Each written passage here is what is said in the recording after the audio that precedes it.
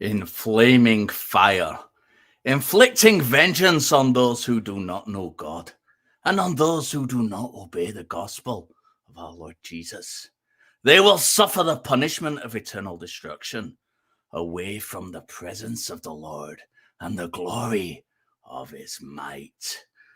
I don't know if I have to explain this to anybody, but this is messed up. It's abuse.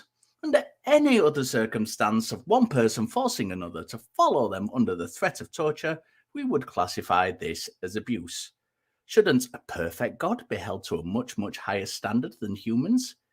If you condone this disgusting book, call us, because the show is starting now.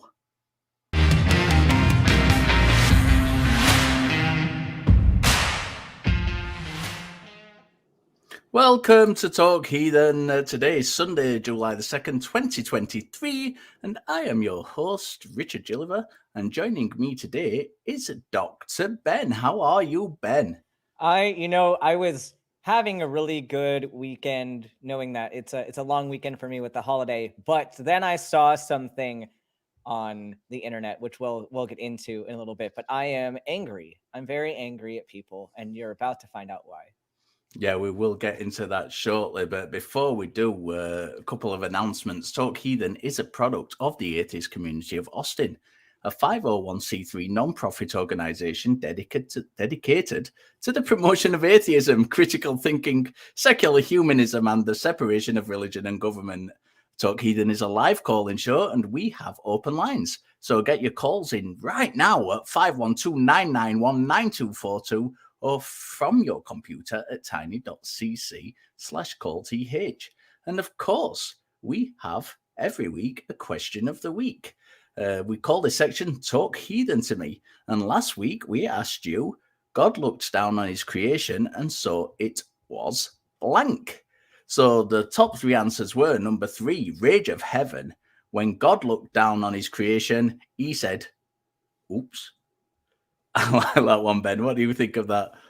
Oh, that's a great one. And if you've seen some of the shorts that I've been part of on this channel, that's how I think God probably would respond to most of the human body and other animals that he's created, because it's pretty messed up. Yeah, absolutely is. Number 2 is Jordan Moore, question of the week. God looked down on his creation and so it was horny. Not so much at my age, but certainly in many, many cases, you younglings, Ben, I'm sure you're horny all the time. Oh yeah, and people here know that I'm a trans guy, and so I can tell you testosterone does make a difference in how horny you are. So just throwing that out there. And yeah, I'm pretty sure that's why God had to put the restrictions on what you can do with your body, because he knows he made you to be horny, and then it's just like, no, you can't do anything about it. Sorry. Yeah. Number 1 is brain dead. Or maybe not be brain dead, but that is their moniker. When God looked down at his creation, he said the following: 7.8 out of 10. Too much water. Yeah, we've taken a few calls about that one over the years, haven't we, Ben? Yeah, for sure. I like that. They're great answers. I love this section. The prompt for next week is, instead of plagues, God should have sent blank to end Egyptian slavery. Enter your best answer below the video in the comments, and next week we will reveal the top 3 answers. But I want to ask Ben, instead of plagues, God should have sent blank to end Egyptian slavery. What are we going with, Ben? Definitely the correct answer is telemarketers, because you need somebody incessantly calling you from a spam number that you think is important. You pick up the phone and you answer, and it's just something about something you need to buy, or some scam call about your extended warranty or whatever. Like, I'm lumping in the telemarketers with the scam people, and maybe also the MLM Huns could also fit into this. Like, there's nothing more annoying than having somebody like text you that you were friends with like 10 years ago, and they're like, hey, how are things going? I know we haven't talked in like decades, but have you tried essential oils? Like, I feel like incessant messaging like this would drive the Egyptians to let the people go. Yeah, yes. So we've got loads of calls lining up today. But before with that, Ben, you said you wanted a little rant. What do you want to talk about? Yes. So I was on the Twitter today, which is a train wreck in general. But I see this very heartbreaking post from someone. I'm not going to give away personal information or tell a lot of the specifics of the case because that's their business. But somebody, a mother, was essentially grieving her child who was recently diagnosed with a terminal developmental brain malformation, which it's a case where it's not anybody's fault. Like, nobody could have done anything to prevent this. Like, it's probably genetic. And so the parents weren't at fault. The child definitely wasn't at fault. But this baby is suffering and is going to continue to suffer until it dies, probably somewhere between now and age 10. And who knows how long that suffering is going to go on. And so it's this mother saying like how heartbroken she is that she has to watch her child go through this and that the child probably won't make it. And then of course you get a Christian commenting, Jesus can heal the child, nothing is impossible with God. And that is just the most inappropriate thing you could say to somebody who's grieving and who's going through something like that. And that's kind of what prompted the poll today as well, because like, this was nobody's fault that this happened. And nature sucks. Human bodies suck. And sometimes you get errors in development that cause things like this to happen. Like, what kind of deity?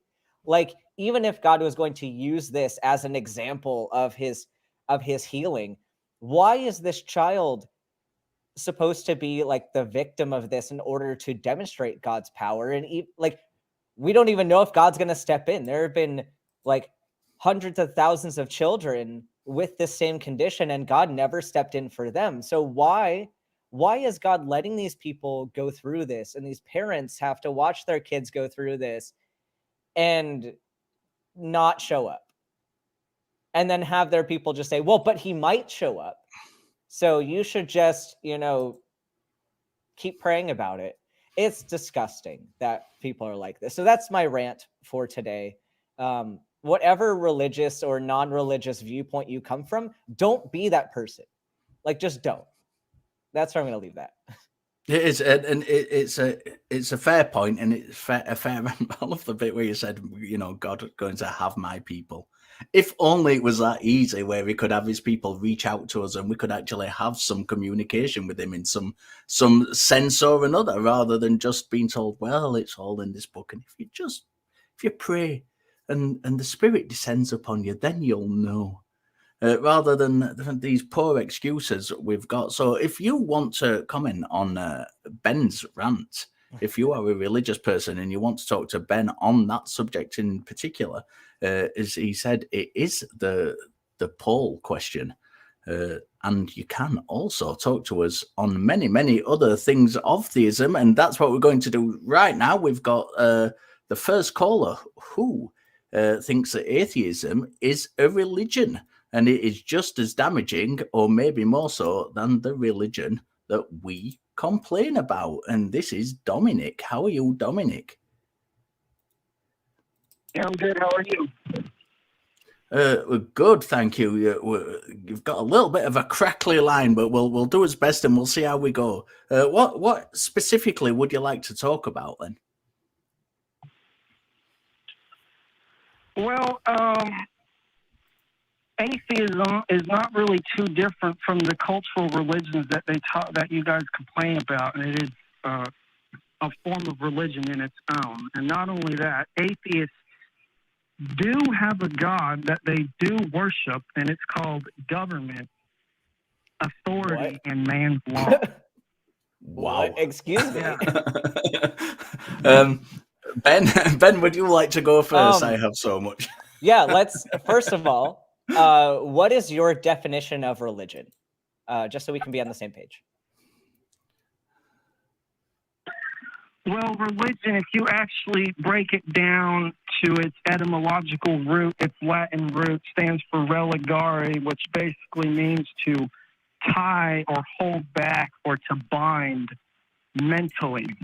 So religion is basically someone has thoughts in their mind that are so precious to them that it blinds them to the truth and what's actually going on in the world, because their thoughts on the way the world works, their religion is all that exists in their mind. So how does atheism meet that definition?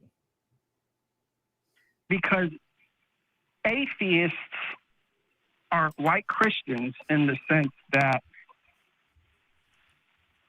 they, like I said, worship government and man's law and think that man is the arbiter of truth and there's no such thing as laws that govern behavior. All the only laws that exist are the laws that can be seen and the laws that can be measured by scientific instruments.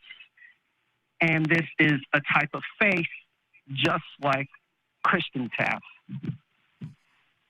So I don't know if you've ever been, I want to address the point, first of all, about the government. Have you been in a room with atheists? Like, have you sat down and talked to a group of atheists? Just about every atheist. I didn't ask you that. I asked you, have you sat down and talked to a group of atheists? Not a group, but I have talked to atheists before, and every one of them. Have you listened to atheists? Have you listened to atheists talk to each other or talk to anybody about politics? Because I can tell you, and this is not objective, because I can't tell you the exact data on every single atheist conversation that's ever happened, but atheists argue with each other very often. And I don't think I've been in any room with a group of atheists where we have not argued politics with each other, or where we've all agreed on government. Like, I know a lot of atheists that are anarchists, lots of friends that actually take on the label of anarchist. And I have other atheist friends that are incredibly authoritarian conservative. I have atheist friends all over that spectrum. And to say that we all latch on to adhering to government is hilarious to me, because atheism doesn't have a standard political leaning or standard view on government. Atheism is just the answer to, are you convinced that a God exists? And our answer is in agreement that we would say, no, I'm not convinced that a God exists, but it doesn't mean anything else about how we relate to the government or each other, which is why it's such a problem to frame atheism as a group mentality. Like, we do say that we're a community in the sense that this particular group of atheists have certain things that we tend to agree on, such as humanism, skepticism, etc. But that's not necessarily an intrinsic part of being an atheist. Those are additional things that this particular subset of atheists have agreed upon. But you cannot say that all atheists have the same views on that. And more often than not, we don't. So I disagree with you fundamentally on that position. It doesn't matter if you guys argue over trivial differences. The underlying principles of what atheists... That's not... Hold on, though. That's not a trivial difference. It is a... Dominic, you claimed... No, Dominic, you claimed that part of this definition of what makes atheists religious is that we value government intervention in our lives and that we view the government as this important thing. So you made the claim that this is part of the definition. So you can't say that this is trivial when was the core argument that you gave. I'm saying that the things that atheists argue about the differences of government are trivial, like a Democrat and a Republican, for example, arguing with each other. So how would you say, but going back to your, Dominic, going back to your position, though, if you said that if we make government our God, then how do we have atheist anarchists? Well, atheist anarchists are not real anarchists, and they don't understand how to usher in a true anarchist society. Do you understand what a no true Scotsman fallacy is? Because that's what you're doing right now. What is the definition of a true anarchist? Do you need to be religious to be an anarchist? No, and anarchy, the definition of anarchy is just basically without archons. It comes from Greeks when archons ruled over the city-states, and it basically just means without rulers. That's all anarchy is, and that's all anarchists want. But it's impossible to usher in true anarchy from an atheist perspective, because at the end of the day, they think matter is primary. They don't understand or even acknowledge the laws of behavior, and they think that secular morality, which is just basically moral relativism, where they think human beings get to decide what is right and wrong, these things can never create freedom.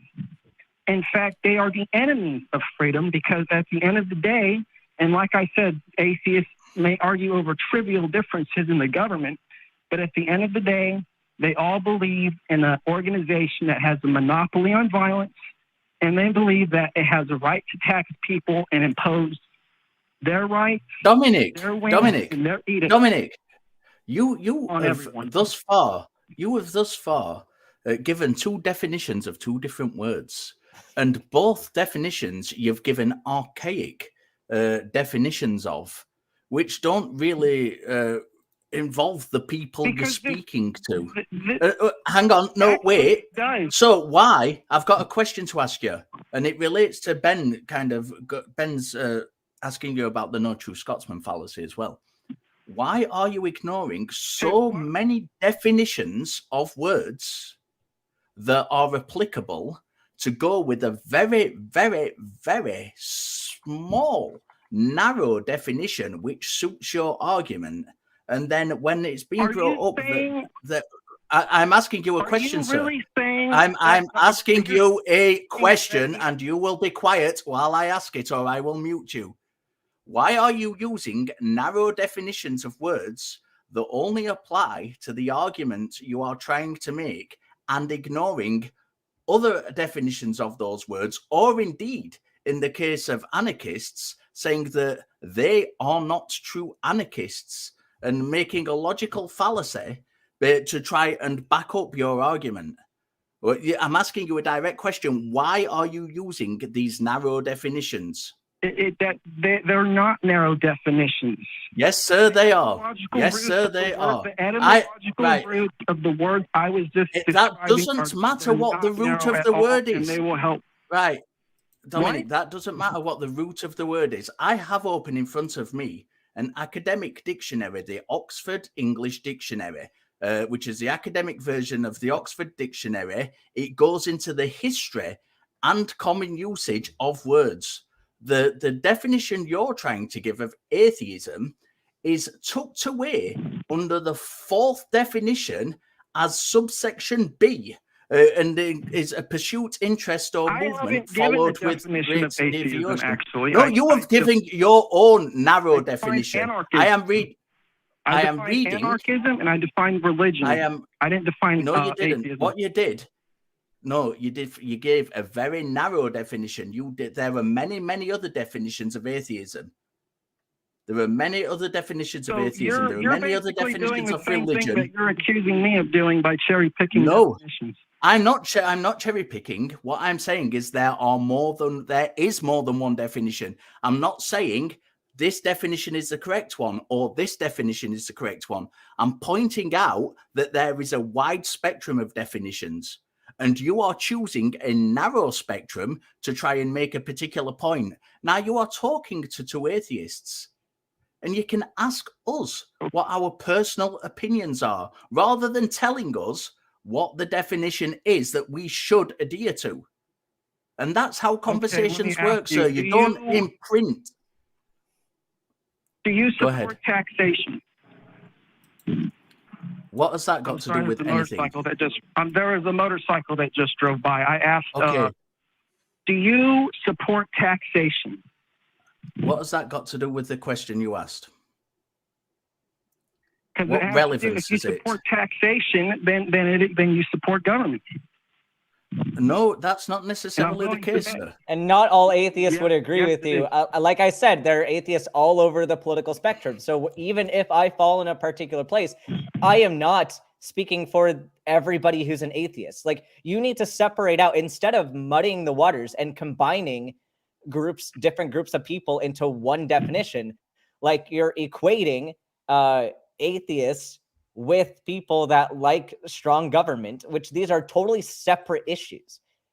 And it's like if I said no, like if just Dominic, if let's say if I made a statement and I said that Christians all like to I don't know, play the guitar, and I just made the claim that these two things were connected, there are a lot of Christians that like to play the guitar, and there are a lot of people that don't.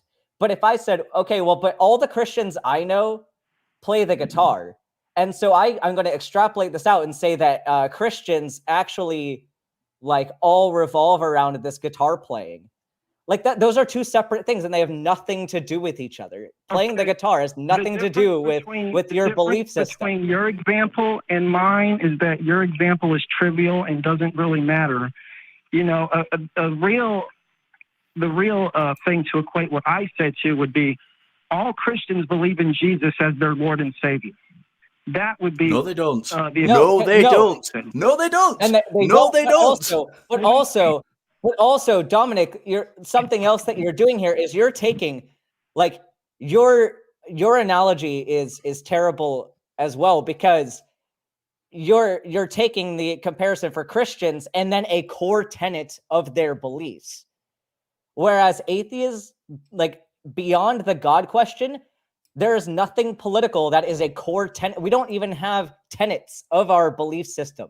We don't have a belief system to have tenets for. It's just are you convinced God exists or are you not convinced? That is it. That is the only thing that makes an atheist, right? So saying that it's a comparison between saying, well, Christians and then their belief in God, that's not at all the same, because atheism does not have tenets. And I think the problem is, like, you're intentionally framing atheism into a structure that you're familiar with. And I think that's something that I used to do too when I was in Christianity and when I was religious. Like, my brain couldn't process beyond what I thought, and I didn't understand. I couldn't process not having a religious system or not having a structure to my worldview. And I think it's maybe disorienting to have to step out of that, but you have to reframe how you think about the question. And I don't know if you're willing to do that. Let me ask you something. Is it true that in general atheist means that one does not believe in a creator or higher power? Would you say that's true? I would say I would kind of be careful with the wording, because there are some people that are atheists that are spiritual, and I don't identify with that group of people. But there are some that would say that there's something supernatural that may have, like, participated in creation of the world that's not a deity. So I think theism is specifically related to a deity, right? And we don't accept a deity. Yeah, and this is why you've got to be careful, Dominic, with kind of telling people what they believe and giving definitions, because I live in Britain and there are lots and lots and lots of atheists in the country I live in, but there are also lots of people who believe in spiritual things, in the supernatural and in higher powers, but none of them not all of these people believe in a deity, in a creator God. So we've got to be very careful, and this is why it's important to have the conversation. We're not having a go at you. We're not kind of attacking you by saying you've got to be careful how to use these definitions. We're telling you because it's really, really important. If we don't want to talk past each other and we want a genuine, honest conversation with each other, it's very, very important to understand what we mean by the terms that we're using. Okay. So, what weren't you understanding of what I was saying? Well, it was the definition we're using was a very narrow definition, and the kind of what we've got, the notes we've got from the call screener. The notes we've got from the call screener are that you've said atheism is a religion, and it's just as damaging than the religion that we complain about a lot. Now, I don't necessarily complain about religion as a thing, as a blanket thing. I disagree with some aspects of religion, and I will talk on those. But I don't disagree with. I don't complain. I don't walk around complaining about religion as a blanket thing. I do a lot of study into religion. I enjoy studying religion, and I have a lot of religious friends who I enjoy talking to. So it's not just simply a case of we walk around and complain about things. So when you've got a question, when you've got something and you're asking, is atheism just as damaging? We must be very, very careful to kind of get to what you mean specifically by atheism, whether that applies to the people you're talking to, whether it's me and Ben, and how that relates to the actual religion you're practicing. So let's take, for example, if you're saying atheism is damaging because you two individuals believe that we've got government and we should pay taxes. Well, let's compare that to the religion that you, not everybody, not make a blanket statement about religion in general, but you specifically, sir, the religion you practice, and let's relate that conversation to you're, for example, paying tithing. And if those two things are comparative. Now, that's not a blanket statement about all our beliefs, but we can compare aspects of those things and see if they're like relative and match each other. Okay, when I say atheist, I'm talking about someone who generally does not believe in a higher power, that there is no spiritual domain, matter is primary, and essentially the only laws that exist are the ones that are physical laws that we can see or our scientific instruments can detect and measure. That's generally what atheists think. And no, that's not what atheists think. And no, that's not what atheists think. That's what you think atheists think.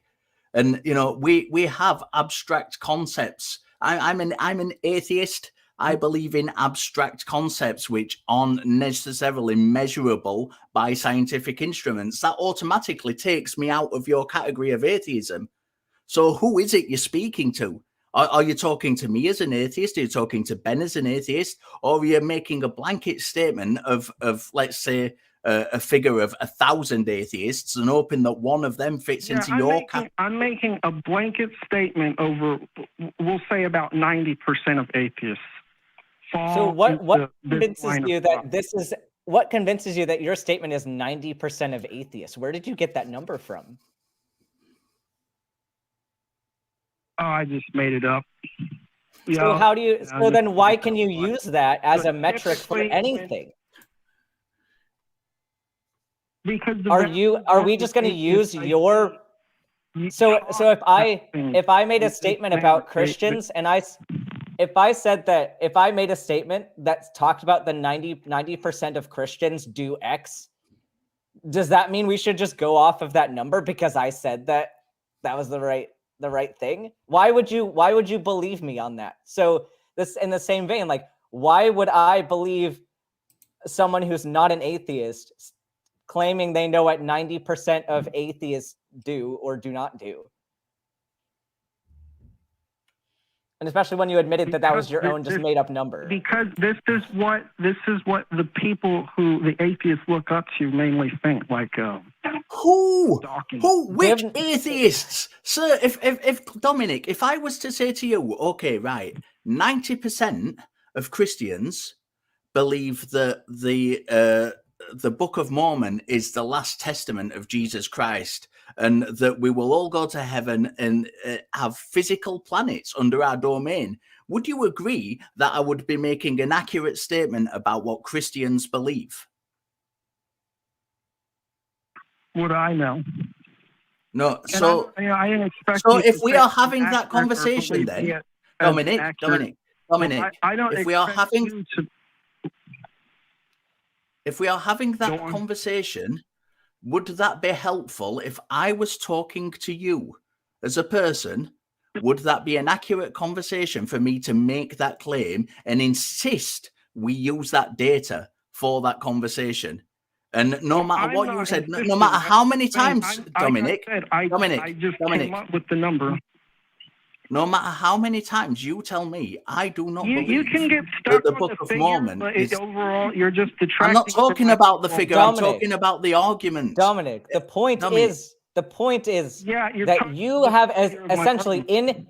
in making these statements. I don't know if you intentionally are doing this or not, but you have put yourself out there as the arbiter of what atheists think and believe. And that's where our problem is. Instead of asking us, two atheists here, and having a conversation about what do atheists believe, what would you consider? I tried asking you, and Dominic, you just I'm go getting on very about all frustrated. these other atheists and what they think. I'm getting very frustrated with you, and I'm muting you because this is ridiculous. Like, you came in here to a room with atheists. The whole chat is full of atheists. There are plenty of people that you can talk to and have an open dialogue with. And I don't know if you understand how hostile it is to come into a room and say, I know you better than you do. And so I'm going to make assumptions, and not just assumptions, stereotypical assumptions based on what I think your life is about. Does that sound like good conversation? And I don't know where I'm going with that particular statement, but do you get why we're frustrated with you and why that's kind of inappropriate to do? You're back. You're and unmuted. You see, it's really not hard to generalize what most atheists have gone through. I'm going to assume the vast majority of atheists grew up in a religious household in this nation. Dominic, Christian. do you not? I'm so frustrated with this because you're going off of generalizations and assumptions, and I don't know if you understand how stereotypes, assumptions, and generalizations are often wrong. Right? There's even a fallacy called the hasty generalization. You grew up in a religious household and you realized it was wrong, and then you eventually became an atheist and rejected. But you don't know what led me. Do you know what, Dominic? Shut up. Do you know what led me to become an atheist? Did I tell you how? No, I told you that I was religious. Did I tell you what got me out of religion? Yes, you did. How? What did I tell you? You did not tell me what got you out of religion. You just. So I didn't tell. So you don't know. You don't know who I am. You don't know my story. You don't know what convinced me or didn't convince me. So stop. Right. I didn't tell you. You assumed. So stop assuming and listen and engage, or we're going to hang up on you, because it's incredibly dishonest to just say what you think somebody else's life is like and then base your arguments on that, because it's wrong. I think generally, though, I'm right. It applies to you, what I was just talking about, though. And you even confirmed it. Okay, this is a waste of time. This is a waste of time. Like, I don't care. I don't care if Richard wants to keep up this conversation, but I'm dropping you because this is absolutely ridiculous. Like, this is where we get into problems in society, where people generalize about a community and then oppress them. They make up these fake arguments about what they think a whole community is about, and they use that against them in often violent ways. This is what we're seeing with the LGBTQ community right now, is people are making generalizations that queer people are groomers and sexual predators. And they're saying, well, I know your community better than you do, so I'm going to put restrictions on your freedom. I'm going to take over your life and tell you what you can and cannot do. And I'm going to dehumanize you. And that is what's happening here. I do not have the patience for this today. I'm sorry. But if you want to come back and have an honest conversation and you want to stop generalizing and stop telling us who we are, then I'll be willing to talk to you. But in the meantime, I hope you think about this. Yeah, Dominic, I don't yell a lot on this show, and this is a rare time. Dominic, please come back with a question rather than a statement about us, because it's very, very frustrating when you're just talking past us. And, you know, I was quite happy, and I even said to you, if you want to talk about paying taxes, we can compare it, because that's what the original question you had was about comparing these systems. So we could compare it to something like religious tithing and see if those things match up. And you just didn't go there. You just carried on making straw man arguments, and that's extremely frustrating. We're going to move on. And we've got some good news. So if you are all ready for an extraordinary experience at the annual Backthroughs on Saturday, August the 26th, 2023, join the atheist community of Austin for a fun summer evening on the water. conversing with like-minded freethinkers. You can meet Forrest Valkai, J. Mike, and the other hosts of the Atheist Experience, Talk Heathen, and the Non-Profits. They'll be on board to mingle and chat throughout the 2-hour cruise around Ladybird Lake. The cruise will pause at the Congress Avenue Bridge at sundown for the emergence of the world's largest urban bat colony. You can get your tickets now at tiny.cc/batcruise. And you can support Talk Heathen and the ACA. You can get the new limited edition t-shirt. I love this one, by the way. I've ordered this for myself. Science, because the answer never once turned out to be magic ever. You can visit tiny.cc/merchaca to get all that fantastic merch that we have on offer. You can like the video, subscribe to the channel, enable notifications, comment below, and on your favorite caller, which so far is going to be that one. Become a channel member, click the join button, join below the video. You'll get custom chat emotes, and you will help perpetuate the mission of Talk Heathen and the atheist community of Austin. So if you want to, why you'd want to, but you can, if you do that, put emotes of my face and Ben's face into the chat and scare everybody. And you can also send a super chat with a question or comment. We read as many as we can, and we have had one already. So I'm going to quickly read that out before we go on to the next call. And that is from Greg Makowski. That's $10. And he says, at work today, thanks for making the time a little more enjoyable. Greg, thank you for your support as always. We really, really, really, really do appreciate it. It's great seeing your name in the chat every week and knowing that people come back week after week to see and support us. We have. I think we need a special badge for whoever has the most frequent super chats, and I think Greg Markowski is continually in the lead for that. So if you all want to compete with Greg Markowski for the most super chats given to the show, y'all can have that challenge in the side chat. That's it. Ben is going to make a badge for you out of his own. I will. Pocket. I'll make a little graphic for you, and I'll send it. You'll get the most frequent super chatter badge. I'll make this a thing. Ben, we've got a full queue of calls. Who do you want to take next? Seeing as you got frustrated, I'll let you choose who we take next. Yeah, well, I think we should take Chris from Georgia. Him. Okay. He wants to say that he believes it's rational to conclude God exists, which is kind of what we're here for. Chris, how are you?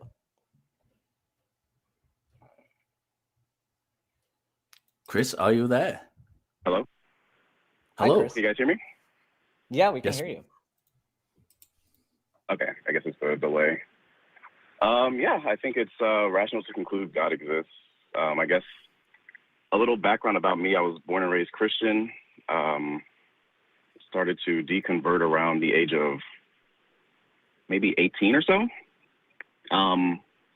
Became atheist or agnostic atheist. And then around 2019, I started to, I guess you could say, become like a generalized theist. After doing various research and looking into the origin of life, origin of the universe, that sort of thing. So,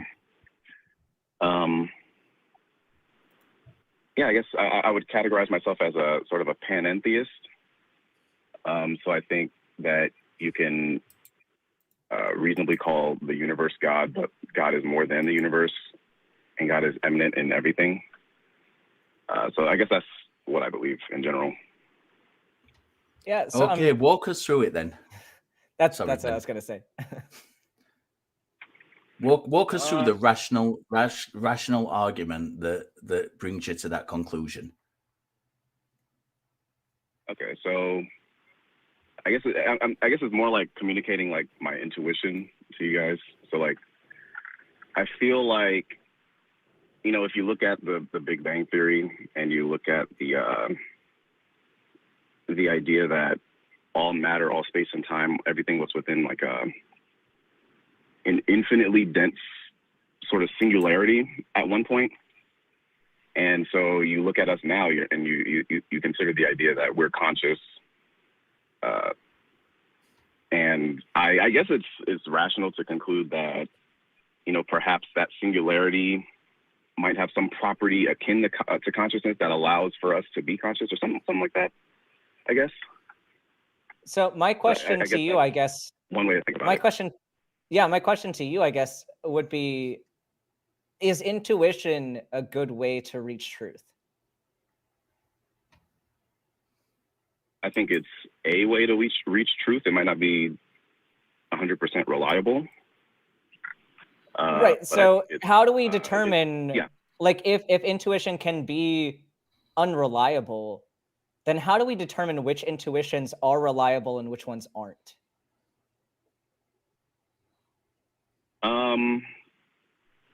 So I mean, if you were to, I guess, try and make like some kind of metric to measure it against like some other method of acquiring truth, you could say like maybe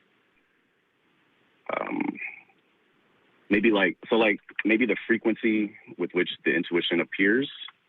So like, a lot of cultures throughout time have like sort of come up with the idea of God. And, perhaps that could mean that it's something that's ingrained within us to discover or like to realize or something like that, So maybe that could, so you could say like, if it's something that's pervasive around the world, it's like, okay, so what does this mean, I guess? So if intuition, if you're saying that the way to verify intuition would be to basically set up an experiment, could we just use whatever experimental method instead of using intuition? Why do we then need to still fall back on intuition?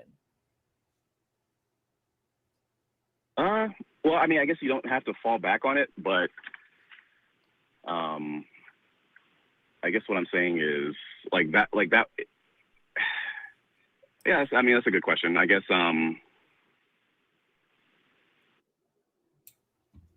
Yeah, this is something for me that I talk a lot about intuition, and because I'm a physician, and there's a certain kind of colloquial term called like clinical intuition, and it's not really intuition, but I talk about this a lot because if we know that intuition is unreliable, we have to figure out kind of how we get to reliable information, because there are certain cases where, like, if you walk into a room and you get, like, if you're a doctor, you walk into a room with a patient who's unconscious, not breathing, etc., and you might explain to somebody, I got this intuition that this person wasn't doing well. But if you really look at the scenario, it wasn't intuition that told you that person wasn't doing well. It was the evidence around you that your brain just took in very quickly and synthesized quickly based on experience of knowing that in the past, when I've seen somebody who was unconscious and not breathing, more than likely something was not okay and I needed to intervene. And you see that pattern multiple times, and you get into kind of a comfort zone of I can reliably predict that this is going to be the case next time. It's not really intuition. There was evidence there that was the outcome. But if you only rely on that, like, it's fine to get into this pattern, that pattern setting, but there are plenty of times when that pattern fails you.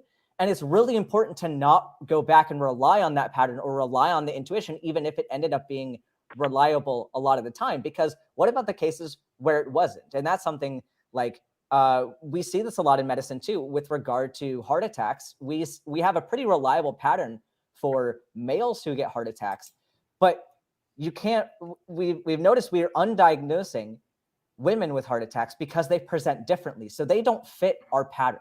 Anything that goes outside the pattern, then we're at risk of messing up with, and very seriously. People can die from this. So like, the way I look at intuition is, it's not a way to get to the correct answer, but it's a way to start asking the questions. Like your thought of, is there a link between this variable and this variable? Is there a connection between that singularity and the start of the universe? Like, I think your intuition of saying like, yeah, I could see this pattern being a real thing, but you can't make any determinations based on that. You can ask the question. And what I think you need to do, if you're going to be honest, is say, I have the question now. Where do I go? How do I validate this? And so I think you're on the right track. And I'm not saying that we throw out intuition entirely, but I think the difference is how we're using it. And where I would use intuition to say, this is how we start asking the question instead of answering the question. What are your thoughts on that? Or Richard, if you have any particular thoughts? Yeah, I'll just add on quickly before you answer that, if you don't mind, Chris. I've found it very interesting. I've just been listening to you and Ben have this conversation, and I've noticed from the outset of the call, every time you're talking about, you know, God existing in the kind of in this panentheistic way that you're describing it, you're saying it could do. You're not saying it does or there is evidence for it. What you're saying is this could be a possibility. And that, as Ben has just said, just to tag on to what Ben's just said, that's a good thing that you're asking these questions.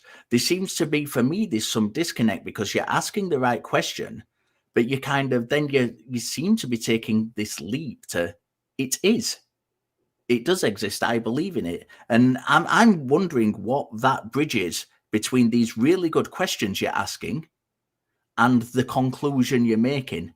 So if you want to respond largely to Ben, but just bear in mind that kind of little add-on I've added. Okay. Yeah, so I have like terrible short-term memory, so I'm going to try to get through it quick. But so to what Ben said about intuition being, I guess, like 100% reliable as far as making conclusions, I think you can. I think really it's like you're just weighing you're weighing two theories against each other. You're like, okay, like based on the information you have within yourself, you're like, okay, God doesn't exist. So what does that mean? What does that mean about the world? And like you weigh the opposite theory, and you say, okay, God does exist, or something like God exists. And so you, like in my head, what I'm doing is I guess my intuition is sort of pointing towards this pantheistic theory. And it's hard to put it into words, I guess, the evidence that surrounds it. But that's essentially what I've done in the last like 4 years. Well, but that's my issue, is that I don't think it's enough to just weigh things next to each other and make my own determination on it, because I know I'm not an expert in physics. I'm not an expert in cosmetology. All of that is like way above my head. And like, even if I were to make my own determination on these things, I cannot confidently say that my intuition or my knowledge on the subject is reliable. At most, I can say I don't know. Like, and I think you're, like Richard was saying, I think it's a good framing for you to say it could be a possibility. And I think you can still compare things and compare how likely something is versus another. And I think it's okay to have that thought process. I'm just not ready to be confident and say that even if I personally lean in a direction, that's necessarily going to be true or correct. Like I'm not confident enough to go there. Do you think that you are, or do you think you're taking more of a kind of like backseat position on this and just trying to do the best you can? Like where do you see yourself on that? That's a good question. I think I'm pretty sure, personally. What makes you that confident? So I mean, so yeah, I guess another avenue that I kind of like explored beyond like the Big Bang is like a little quantum mechanics. Like, you know, so I'm not an expert in like any kind of physics, obviously. So what I know is, you know, could be misinterpreted, or it could be a misinterpretation, whatever. But so I guess with that, like, I mean, real quick, but you just said you're not an expert and you might be misinterpreting. So then how does that affect your confidence level? Like you said, you were very confident, but then you say, well, I might have misinterpreted. Oh, yeah, no, you're right. Yeah. So that's just my thing is like, I hear a lot of people go and say that they're very confident in something that they don't really have a lot of study in. And it just, I don't have that ability to be that confident. Maybe because I'm in a field where overconfidence is very, very deadly. And I'm very hesitant if I'm not. And even if I am confident, I'm still worried that I'm going to get it wrong. But it's just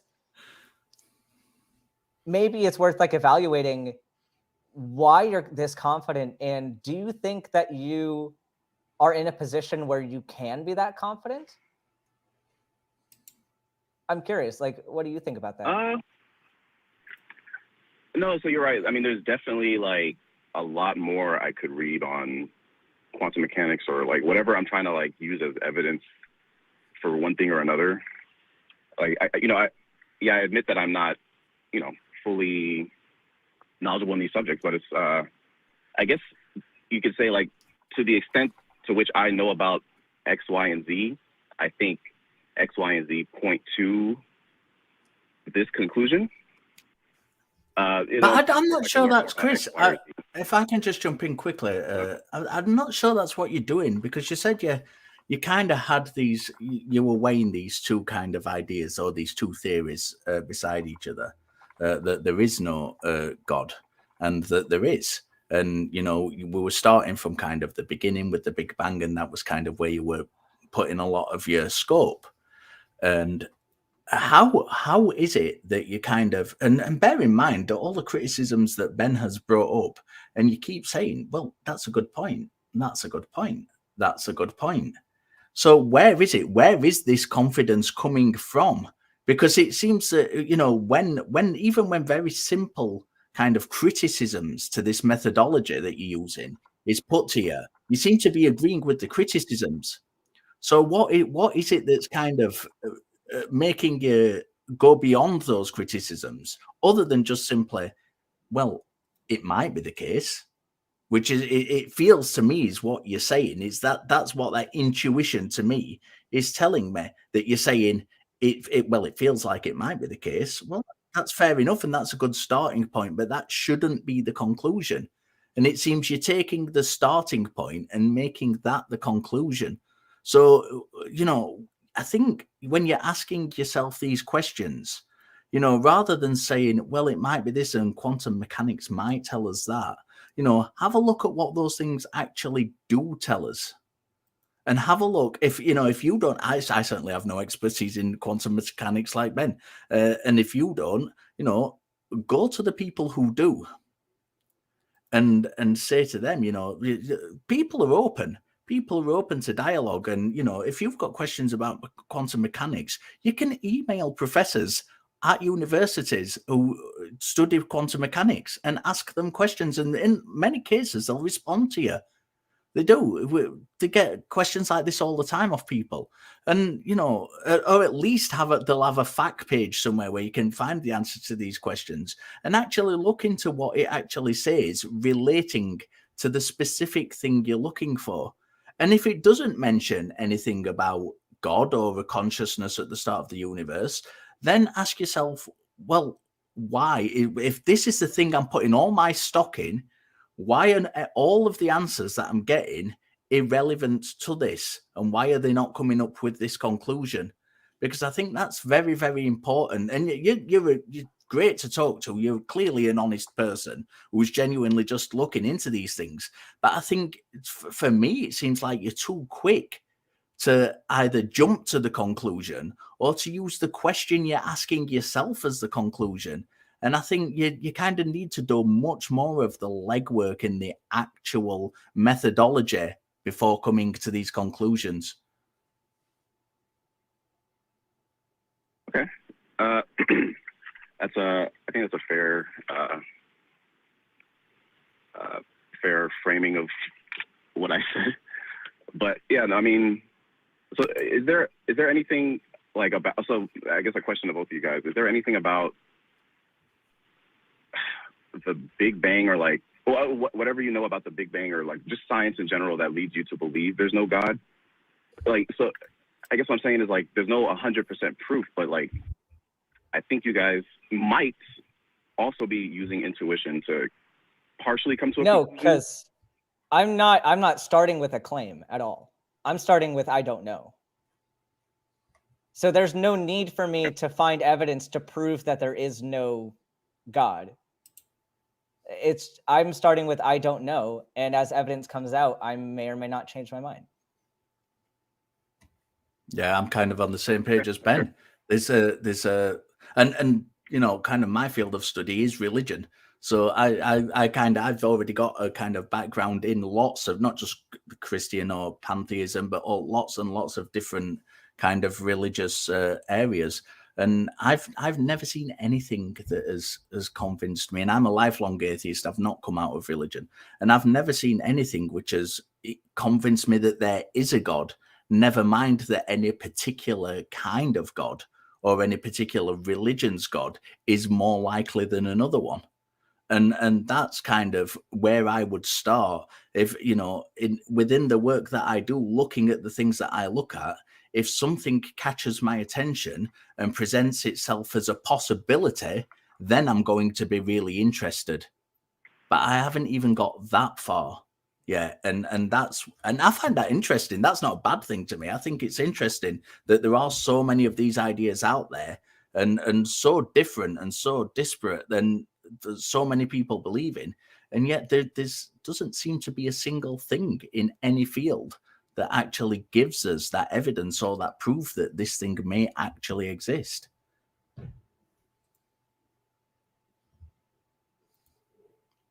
Okay. Well,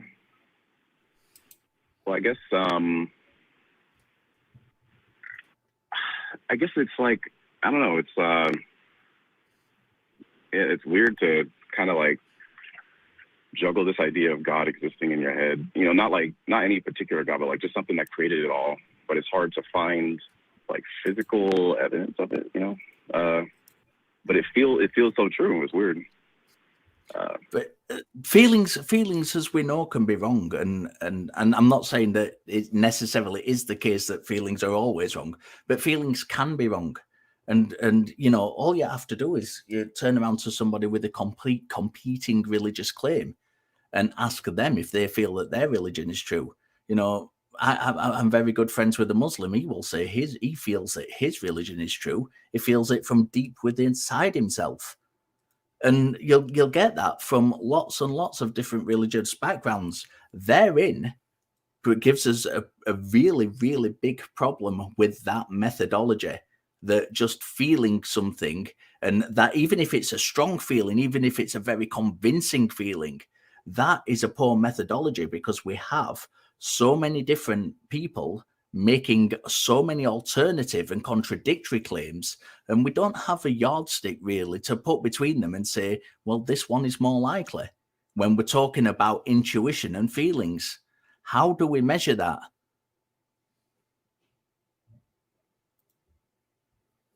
Yeah, that's a good question. I mean, I guess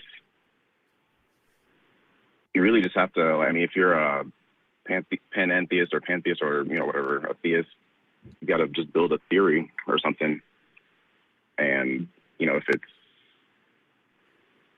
if it, I agree. But, that's test it with, and I'm not, I don't just do kind of empirical kind of evidence stuff. I'm into philosophy. I think proof's a good thing as well. I'll accept proof, and there doesn't seem to be any. But build an argument if you're talking about a philosophical argument. Build a case if you're talking about empiricism, and kind of present that. But if you're doing it if you're saying, for me personally, I'm not saying this is me. I'm saying if you are saying, for me personally, my case for God is the stuff at the beginning of the universe, the singularity that formed the Big Bang, where the Big Bang came from, go to the people who study that and look at their opinions on that matter and see if there's a place for God in there. And see if any of their work suggests that there is a God, and do the work and repeat those experiments. That's how it works. And it's a much better method than I feel this is true, because I feel this is true can give you any answer you want to. Right. Yeah. Yeah. All right. Cool. I guess I'll do a little more reading, and I'll come back to you guys with some more evidence. Yeah, please call back. This was a great conversation. Yeah, go on, please. Thank you. I appreciate it. And you guys were great too. But so you guys are both agnostic atheists, or do you guys? I'd call them. Yes, I would take that position. Yeah, so would I. Okay. All right. Cool. All right. Thanks, guys. Talk to you guys later. Yeah, thank you, Chris. That was an absolutely brilliant call. It was. First of all, I have residency brain, and I don't sleep anymore. So I know I said I was trying to say cosmology, and I said cosmetology because my brain doesn't work. So I was like, I have to mention that I know that my brain slipped, but because otherwise people are gonna get on my case. But it is funny. It's funny how things happen. I thought you were just inventing a new field of study. I was about to go out rush out. Oh, I was. I'm going to. Yeah. No, I mean the point stands, but I'm not an expert in that. Okay. But it was funny. It was funny. I'm gonna just laugh at my residency brain because it is hilarious. Okay, we're gonna jump to a few more announcements. We've got loads and loads and loads of calls. We want to try and get to as many as we can. You can support us on Patreon by going to tiny.cc/patreonth. We now have a channel that houses all of the ACA shows in audio podcast form. You can visit tiny.cc/AEN podcasts. You can become a part of the Talk Heathen community in our fan run Facebook page at tiny.cc/FBTHG. And also, in case you didn't know, Talk Heathen as a TikTok, and we will be going live there before the shows on Sunday. So go and subscribe and join to the pre-show Talk Heathen TikTok. We have, of course, some super chats as well. I love this name. Van Halen backing Isolated and Live Tracks sent $4.99 and says, my whole family is Christian. They know I'm an atheist. They say I'm praying for you. How do I respond without getting mad? Ben, do you want to jump in and answer that one quickly? There's a few ways you can handle this, and it depends on how confrontational you are. If you feel like you're going to explode on them and you really want to maintain that relationship, I suggest just walking away. I think that's a powerful technique, and de-escalation is great as long as that's what you want. If you really want to yell at them and have an argument, then that's up to you. Oftentimes, if you say anything, it's probably going to get more tense, even if you say it in a nice way. So just know what your goal is going into it. But I'm a huge fan of walking away. Yeah, I agree, especially with something as like I'm praying for you. I think there's different ways to kind of approach it if they're trying to engage you in deep philosophical conversation, but something like that, it's very easy just to turn around and ignore it. Okay, we're going to go through the top 5 patrons. It's Ben's favorite time of the week, and it's my favorite time of the week because I get to hear him try and pronounce these names. We love our patrons. Okay, take it away, Ben. All right, we have Dingleberry Jackson, Ayame, Oops, all singularity, Devor Valjan, Kalevi Helveti, and an honorable mention to Skeptic Odie. Yeah, thank you all for your patronage. If you want to knock those guys off the top spot, go along to our Patreon, and you can do that. We have got so many theists on the line. We do. Let's take Mike, who wants to ask, when will the natural origin of life be proven? Mike. Are you both naturalists? I mean, that's a very out of the gate question. After a fashion, I would say I tend to lean towards methodological, which I can't say. I can never say the word. That one, naturalism. Ben, any specific form of naturalism? I don't really know. I'm not a philosopher. I don't know exactly how to put into a label what my thoughts are. So, I mean, probably just ask me the questions and I'll answer the questions, but I don't know what label I would assign myself to in that respect. Well, okay. Why the first guy, the religious studies guy, why are you a naturalist? Why am I a naturalist? I think methodological, that one, I'm still not even going to attempt to say it. I think naturalism is the best explanation we have for the world around us. It appears to be everything that naturalism offers us seems to have good explanatory power for the world that we live in. I think that is the short answer. Well, there's only basically 6 elements. You can't make 6 elements form a protein, a single protein, but a warm little pond or whatever prebiotic soup did. Okay, so your question says, when will the natural origin of life be proven? And now you seem to be kind of changing the focus of the argument and saying that the natural origin of life cannot be proven. So I'm happy to talk about either, but which one is it that you want to talk about? Do you want to talk about when it will be proven, or do you want to make the statement that it cannot be proven because it cannot occur? Well, it's the same question. No, it's not. It's a very, very different question. It's a very different question. Mike, it's a very, very different question. They are 2 separate questions. If you're making the statement that the natural is, so you're saying that life, okay, you're saying that life, the natural origin of life, will never be proven, right? That's not what I've said. That I'm just stating that they are 2 different questions. We don't currently have an explanation for how life came into being. That's not saying that we won't one day have a question, an explanation for it. It's that the minute we have to say, I don't know. If we're being honest with ourselves, and that's a perfectly legitimate answer to the question. Sorry? Don't use the term ourselves. I mean, I have empirical reasons why it's natural origin of life will not be proven, because it didn't happen. Here's what we do, okay? I mean, I'm not, my field of study isn't science, but I do kind of know a little bit about scientific methodology. And here's what happens in science. You come up with a hypothesis. You test your hypothesis. If your hypothesis is correct, then that develops into a theory, and it becomes a scientific theory, and it becomes the best explanation we have for that thing. What we don't do is we say, I have an hypothesis. What I'm going to do with that hypothesis is try and prove 1,000,000 different hypotheses wrong, and completely ignore the one I have. So I'm going to kind of take the angle, and please correct me if I'm wrong, that you believe that a God created life. So what you do is you start with your hypothesis that God created life, and you then perform experiments to back up that hypothesis, to make it extend to a theory.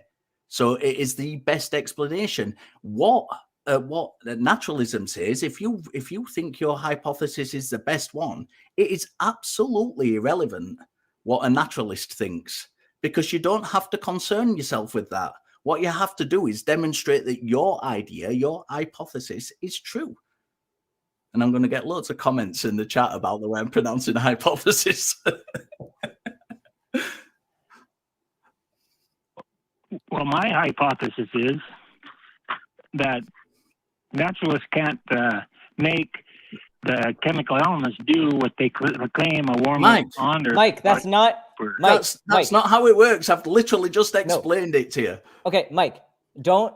Well, yeah, you want to stay away from it because it hurts your point of view. It doesn't hurt. Mike, listen.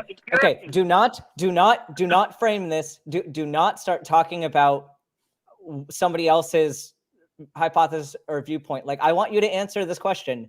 Say, how do you think? You started with amino acids. How do you think amino acids came together? What is your answer? Intelligent creator. Okay, how? As any creator would do, just like if you painted a painting. So basically, you don't know, and so basically, what you're telling me is you don't know, but you're saying that somebody with magical powers just like poofed and did it. No, I'm saying that you guys can't prove. You guys can't. You didn't demonstrate what you claim. But Mike, you didn't give a mechanism or anything. You just said you're in the exact same position that we are. Just say, because my position on like how amino acids came to be is I don't know. I don't know. I know a lot of things about chemistry and science and how molecules react with each other and how different forces act on different atoms and how some might be more ready to bond with other ones because of polarity and things like that. Like I know a lot of the foundations of how we get chemical reactions and things. But if we take that all the way back to the origin of chemicals, I can't tell you that I know how those started. I don't know. But you're in the same position where you don't know either, but you're claiming that you know because you can just God of the gaps something like, well, a creator did it. I don't know how he did it, but he did it. So what information do you have that, no, what information do you have that we don't have?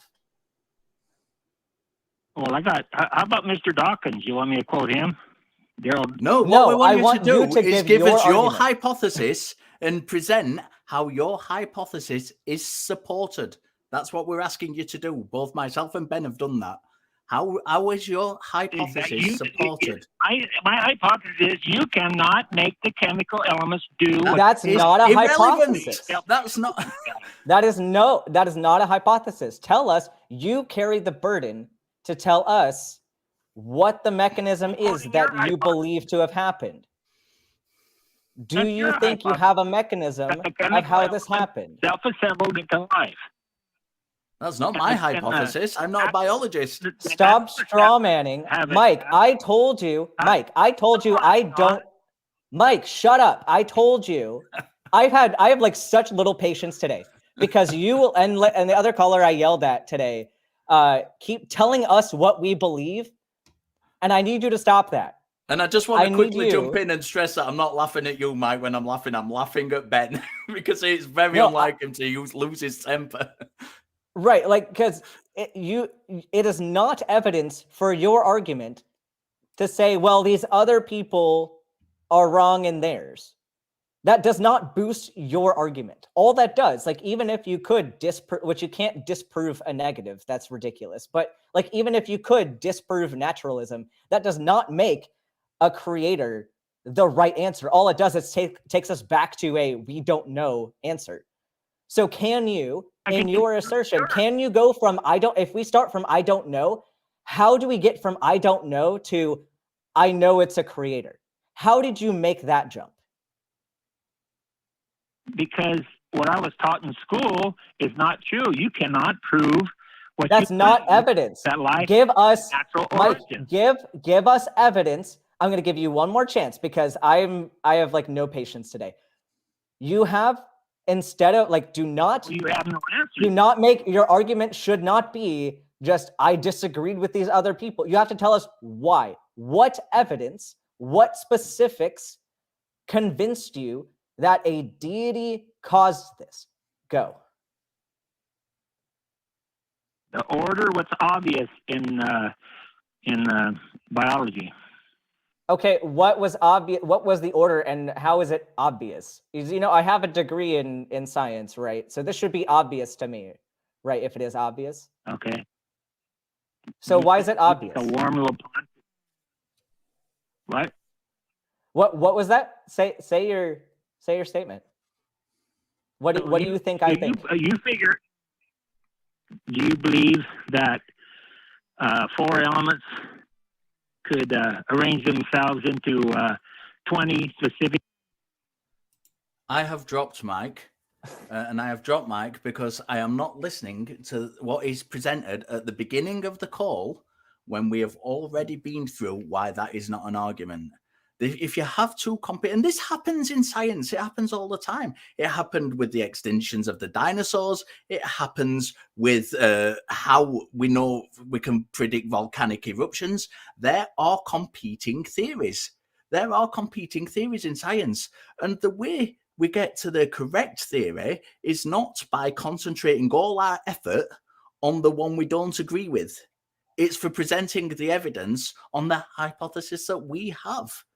And that's how it works. It doesn't work the other way. I don't know why he thinks it works the other way. Can that? It's a prime. I just want to point this out because this is really, really important, especially for the theists, especially for the new theists who are watching this for the first time. Notice the difference between that call and the previous call. We've just spoken to two theists.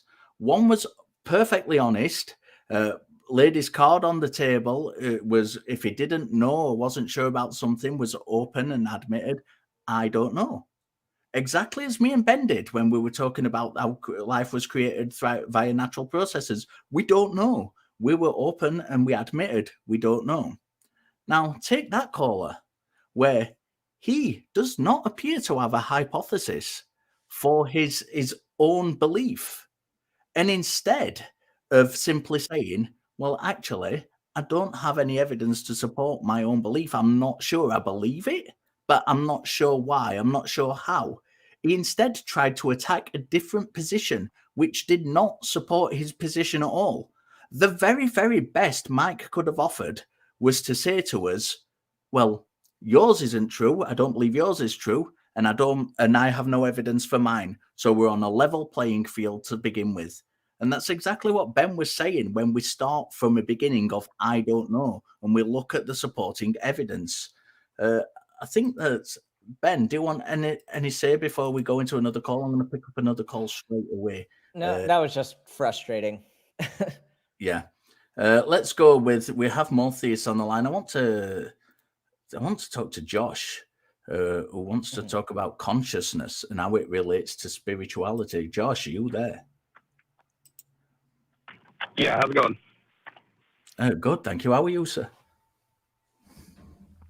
I'm doing good. I suppose I want to start by just asking you all, can you just sum up for me in a sentence or two what it is that you believe about the nature of reality? Just because I don't want to make assumptions about your side of the argument. Ben, do you want to go first on this one? Yeah. So I am not convinced that there's anything supernatural involved in this world or this universe. I am not outright saying that there is none. I'm just saying that there's not enough evidence to convince me that that's the case. So I tend that's how I'm going to frame my position. Yeah, and I'm going to go with something a bit different, and I'm going to say, I think that there is a reality out there, and let's say it's filled with kind of blips and zips and lots of things we don't understand on whatever level, whether it's a quantum level or whatever. Within that reality arises us, a species, who has a shared reality. We've got a shared reality. We see the world different to how an insect sees the world. So as a species, we have a shared reality, and we interpret all those little blips and zips and everything that is out there within our own framework. And we have tools to assess things, and we've developed tools over the years, and those tools relate to our senses and the way we interpret the world. And we've kind of developed these tools which they've got explanatory power. They seem to work in the same way that the universe works, and they're predictive, they can measure things. And I think that is rather than talking about reality, huge global thing which encompasses everything, when we're talking about reality, we have to talk about our shared reality and how we interpret that, because we interpret it in a much, much different way than other species interpret it. And that has got to be our starting point, that shared reality. Right. Okay. One of the issues that I have with these kinds of conversations is that the subject of the conversation itself is taking place outside or beyond. I don't want to say outside, but beyond observable reality.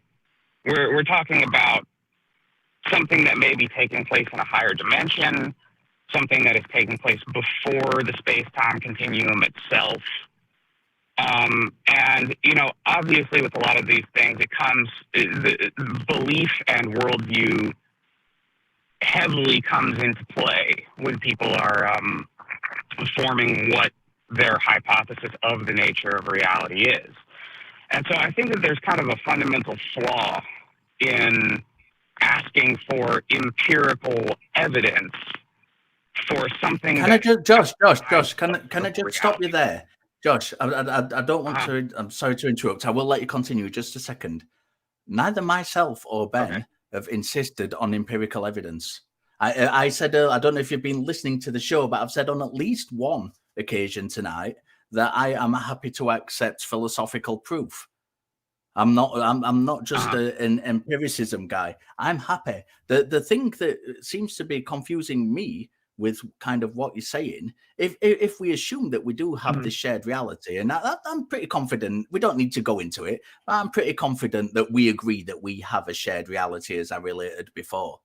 The thing for me is whether a God exists outside of that is irrelevant largely until we have a good reason to kind of believe that a God exists outside of that. And that by and large, would necessitate either proof or evidence that is the case. Otherwise, what is the good reason for our belief? Because it sounds like we're kind of getting into the thing of, we're just going back to the call from earlier on tonight where he just said, well, just kind of feel it's the case. And that's not a methodology. We don't have a measurable yardstick to kind of take into account in any way, shape, or form. So while and believe it or not, I largely agree with a lot of what you're saying, but the vital question that comes out of that is, what reason do we have to believe that God exists in reality? Not what, and this is very, very important again, not what reason do we have to believe in God, because that is a different question. The question I'm specifically asking is what do we have that is good evidence that God, or a good reason to believe that God exists in reality? Well, and can I jump in here really quick? Like something for me here too. Like you bring up what if God's in a different dimension or a different plane or like something like that. And like honestly, like if there's something supernatural that exists in some other dimension that we don't know about, like I don't really care about the question. That's kind of what I consider to be mental masturbation. Like it's fun to think about and have a thought experiment, but the important thing is, like, even if you believe, and I don't know your exact position on this, so you can correct me in a second if you don't think this. But the issue for me is when people use that argument to say, well, but God's timeless, outside of time, outside of space, all that. So that's why we can't pinpoint where he is or like what he's doing. Like we can't use evidence to prove that he exists. But this deity also intervenes with our reality and has impact. And so that's the thing. Like if you're going to say that there is a deity or some supernatural being that is acting upon our reality, and we see like signs of this, we should, like, that's, even if the God is residing on a different plane, you are making the claim then that there is impact on this reality, and that should be able to be measured. Right? Like, and that's where there's a disconnect. Okay, and that's why this kind of argument makes me think it's a lazy response to say, well, but he's just outside of space and time, so that's why we can't prove him. But if he intervenes with our reality, we should have some way to note that there is intervention happening. Okay, well, so my conception of God is a little bit more rooted in Eastern religions, like things like the Tao, and just sort of the idea of a consciousness that we are capable of participating in.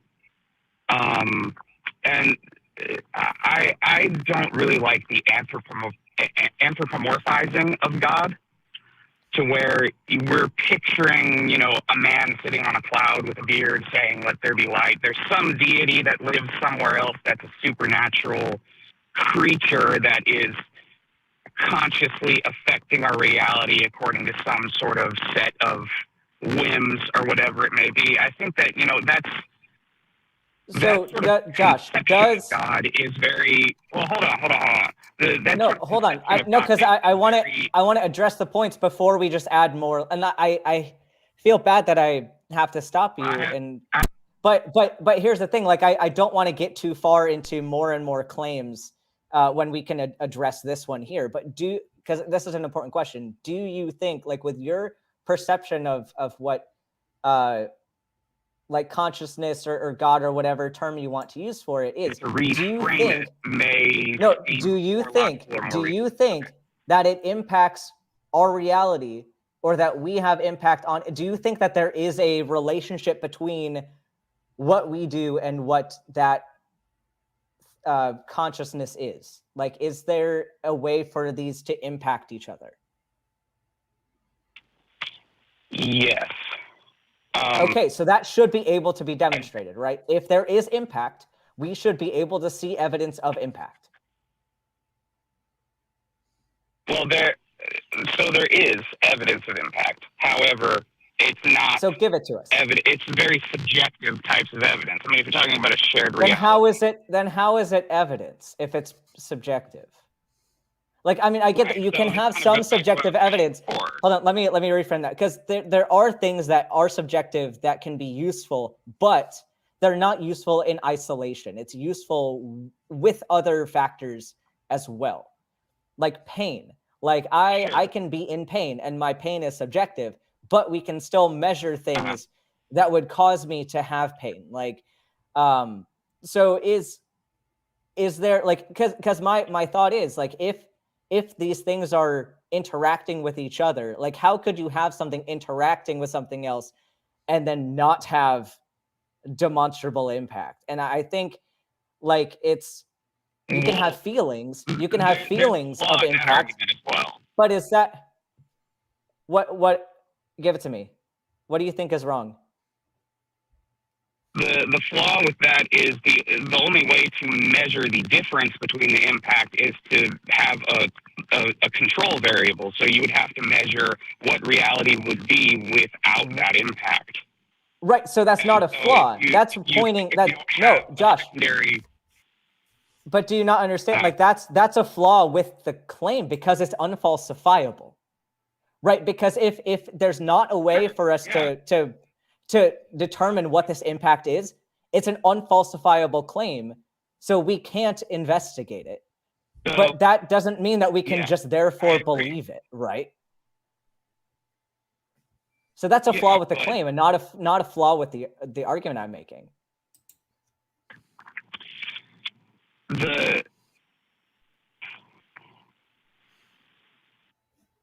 This kind of still goes back to what I said before, that the whole subject of this conversation is not existing within observable physical reality. You're talking about something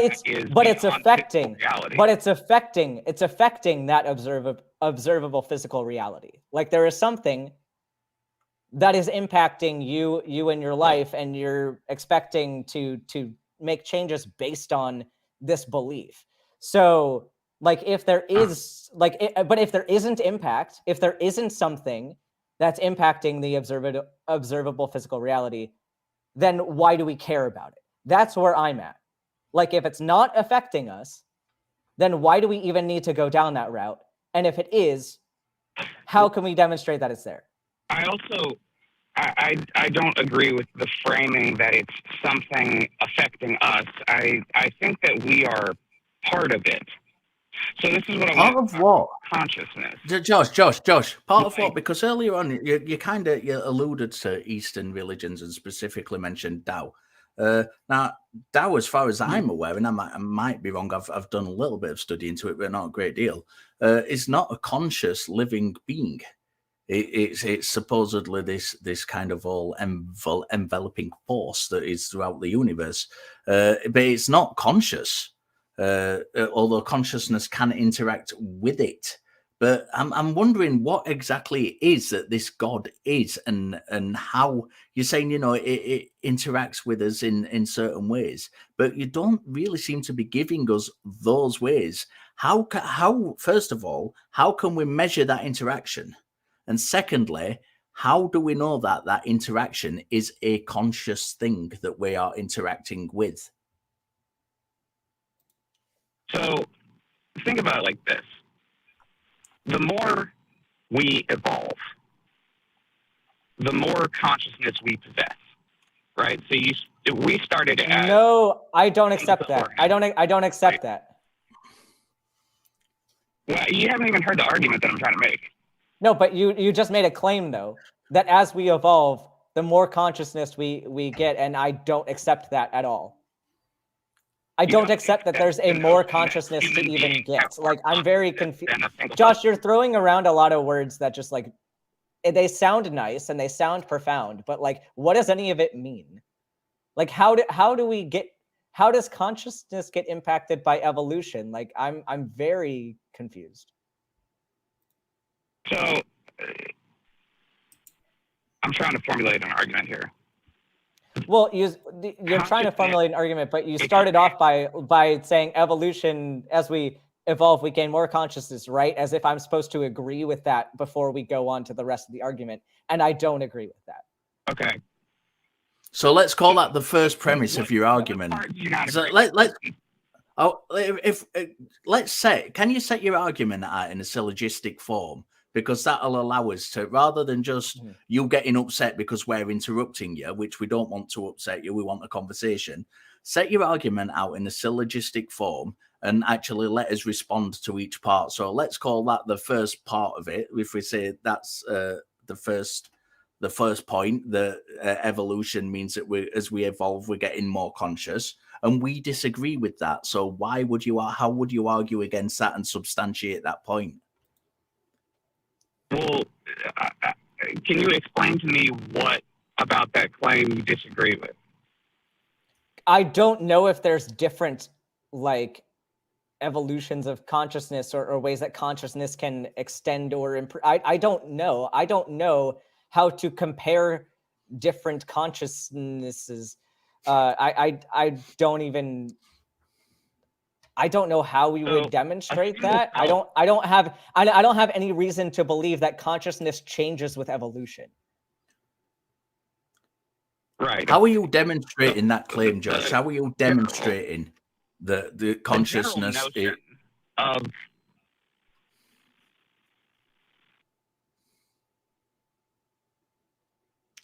Josh? Yes. Yeah. Oh, there he is.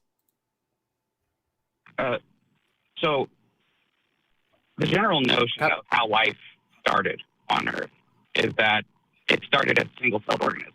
Yeah? I'll give you that. That's correct, right? I'd give you that, but I don't know how... So a single-celled organism... Yeah, but I don't know what that has to do with consciousness. I don't know how we would demonstrate consciousness along this path. A single-celled organism has no perception. It has no perceptive awareness from an anatomical sense. So it doesn't have sight or hearing or really a nervous system or memory or the ability to imagine or make predictions or any of these things. I mean, I don't know how we would know whether a single-celled organism does or does not have perception abilities. Like, I don't know how we would demonstrate that, other than the only thing we can really... the only thing that we can investigate is whether or not they have certain anatomical features or certain things that we would relate to certain processes. But again, like, there might be a different process that they undergo that we don't have, and we just don't know about it. So I don't know if I can grant that, because there's just so much that I don't know. And I don't know if we can know, honestly. Okay. Well, what about language? You think that language is a good indicator of a level of consciousness? No. language is not an indicator of levels. Because number one, I don't accept levels of consciousness. I don't accept that being a thing. But also, like, language is related to different, like, areas of your brain communicating with each other and then communicating with these structures in your face to produce these sound and to your larynx and all that to produce sounds, and then for another person to receive those sounds and interpret them. But I think that it's maybe, and I don't know like a whole lot about the nuances of that, but there are plenty of animals and other organisms that have the ability to communicate via body language and through other things. Like probably the difference there is, but they can't have is more related to anatomical difference and brain structure differences. But I don't think that the language is related to a level of consciousness. I don't think the consciousness is different. I think the anatomical and neurophysiological structures and processes maybe are different. But I don't have any way to, like, I don't see how you could suggest that language is related to a consciousness level. If I might just jump in 1 second, because I don't want us to be talking past each other. Is your argument, and it might just be a difference in word usage here, so I just want to try and clarify a little bit. Could it be that you're arguing that intelligence has evolved rather than consciousness? Well, I would say that it's both. Intelligence and consciousness aren't quite the same thing, but the level of intelligence would suggest that there is a heightened potential for awareness and understanding. So for us to have a conversation like this about the nature of the fabric of reality itself, we have to be on we have to possess more consciousness to be even be able to formulate these types of arguments and participate in a discussion like this. Well, so, there again, you're still equating then consciousness and intelligence, because I don't see why consciousness would give you that, whereas I think Richard and I would say that intelligence more relates to that, but you threw in the word consciousness again. So I think you're going back and forth between terms.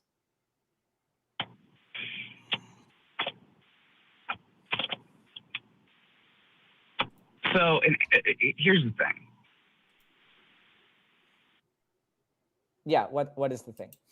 We have these faculties that are generated by our brains, but and a certain level of intelligence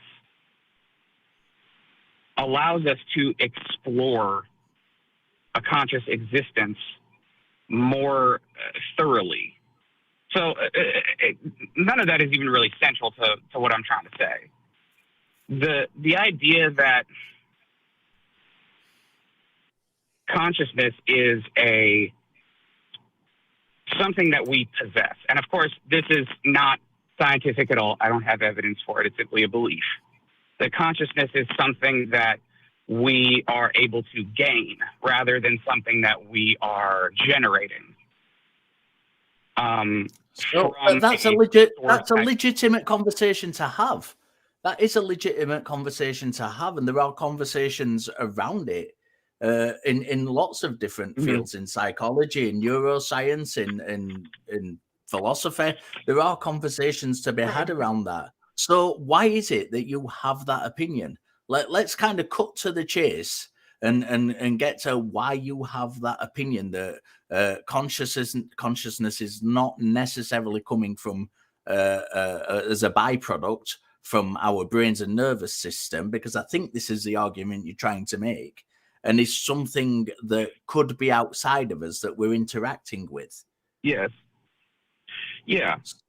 A couple of things. Well, first of all, we had talked about subjective experience of reality, and this is not something that's measurable, but things like meditation practice. When you are capable of entering a meditative state where your thoughts and your emotions are set aside, to where you become completely thoughtless, you experience a state of pure consciousness without your mind interacting with it. And this is this is something that's measurable. I mean, they've shown in fMRI brain scan type studies on Buddhist monks that when they enter a meditative state, their brainwave pattern becomes completely different.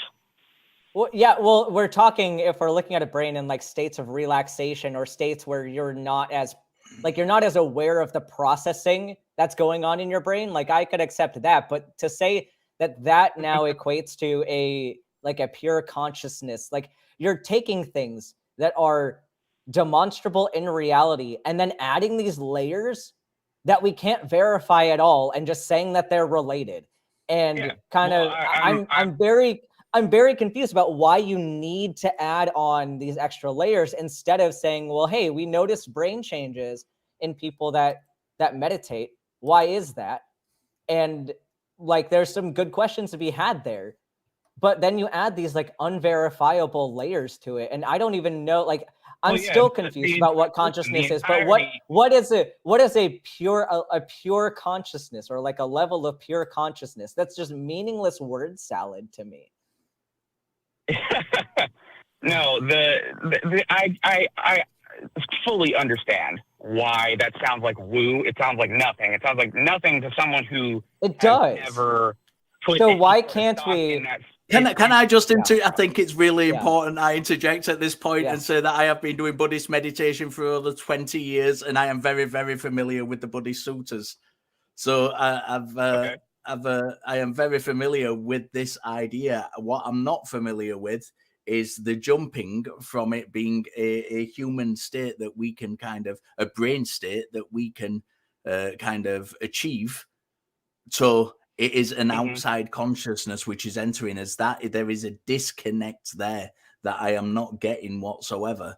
I fully accept I have been in deep meditative states and very relaxing, very happy states through meditation many, many, many times. I've lost sense of time. I've had different feelings. I've lost. I'm trying to think of the actual the technical terms that we would use for mystical experience in religious studies. These ideas that what we encounter is kind of sacred, and we have these are proper things described by Stace, a guy called Stace, who is believed to be the leading kind of authority in mystical experiences through kind of meditative states and things.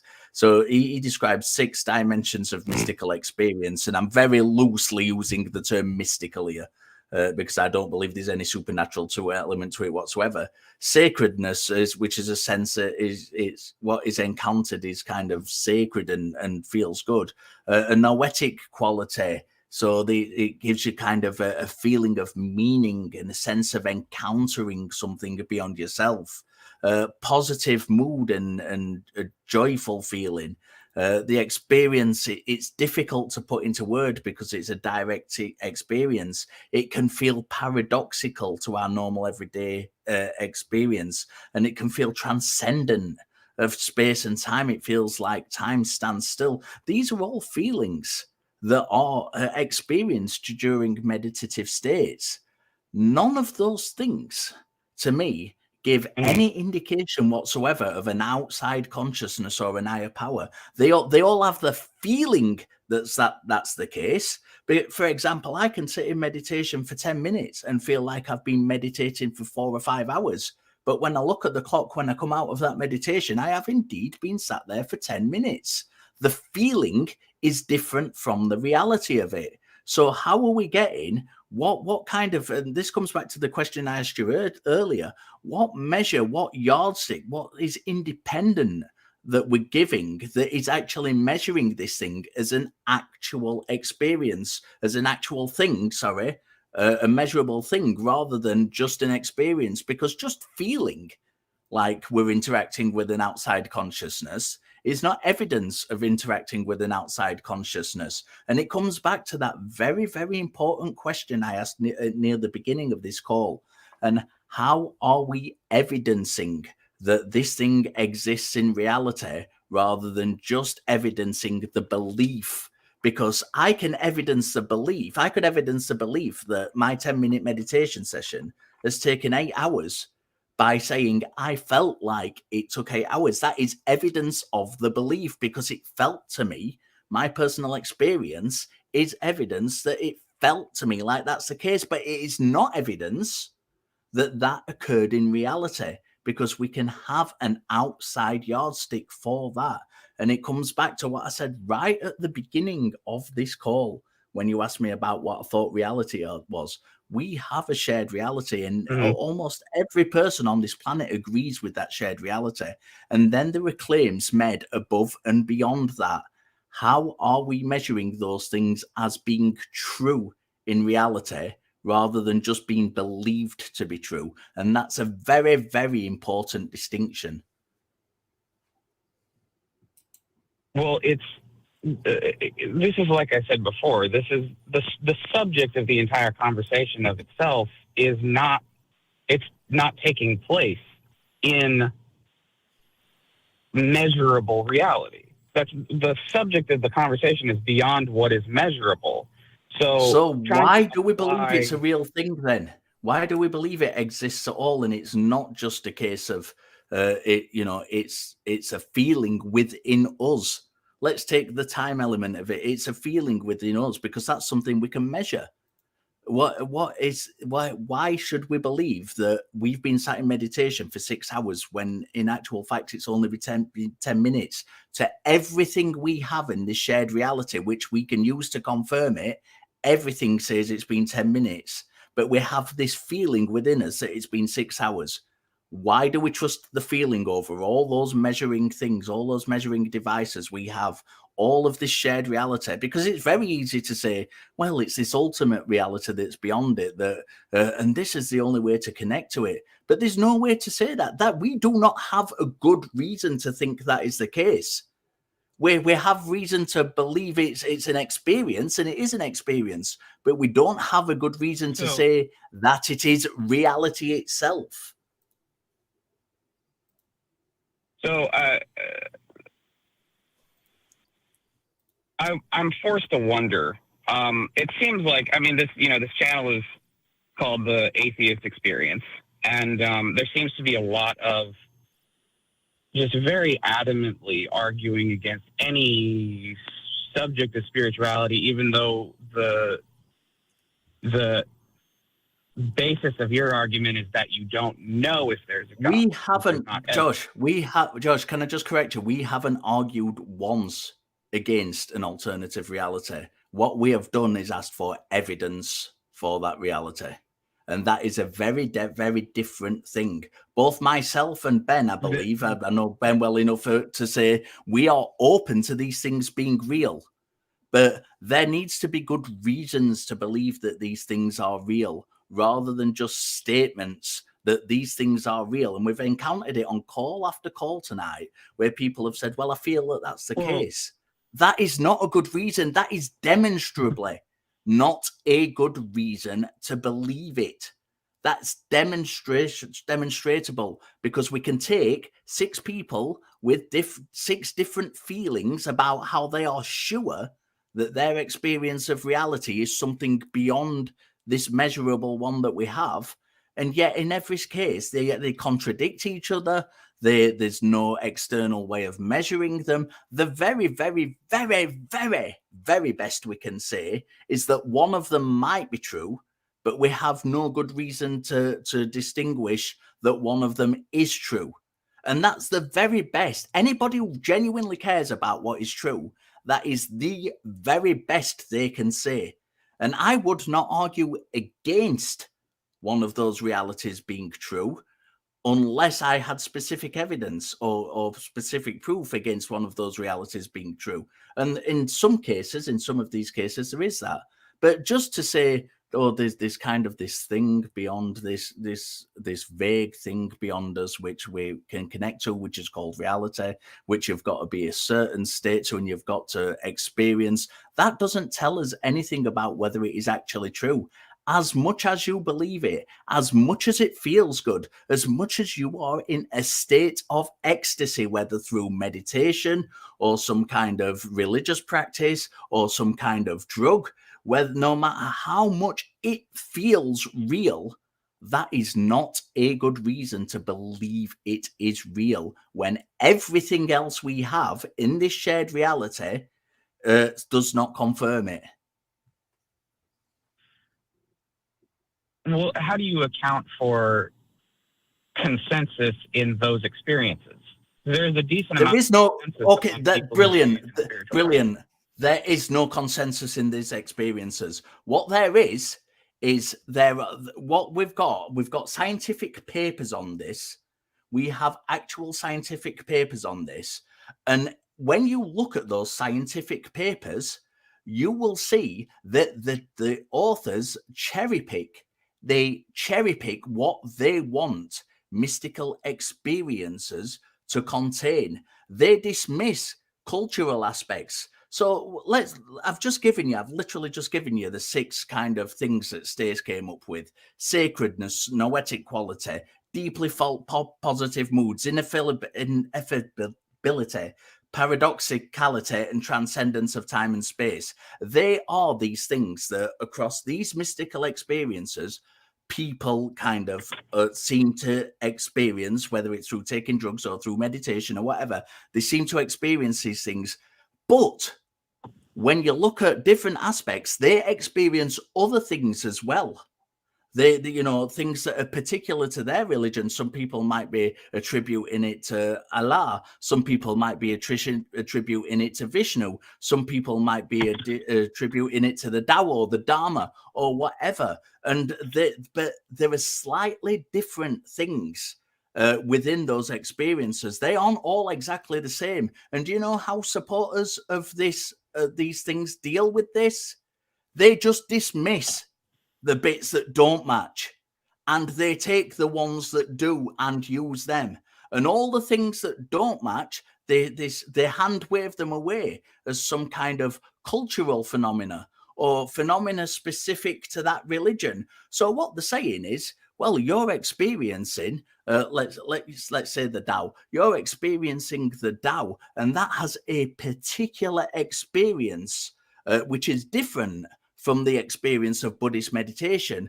But because it doesn't match this criteria where they all match, we're going to dismiss that part. That's really bad practice. That is awful, awful practice when you're going to cherry pick the criteria you're using to get a result so you get that result. That's really, really bad practice. I don't condone that in any way, shape, or form. I can talk about all my meditative experience has been specifically from a Buddhist aspect. And I can talk about the 4 jhanas and the subtle kind of, in Buddhism, you have what's called the 4 jhanas, that are kind of 4 subtle states of meditative awareness that take you through on different things. These would be dismissed. The very subtle states, they're talking about a lot of what you've talked about, but they would be dismissed because they don't fit into this encompassing criteria that everybody who has these mystical experiences, so-called mystical experiences, share. So they're dismissed.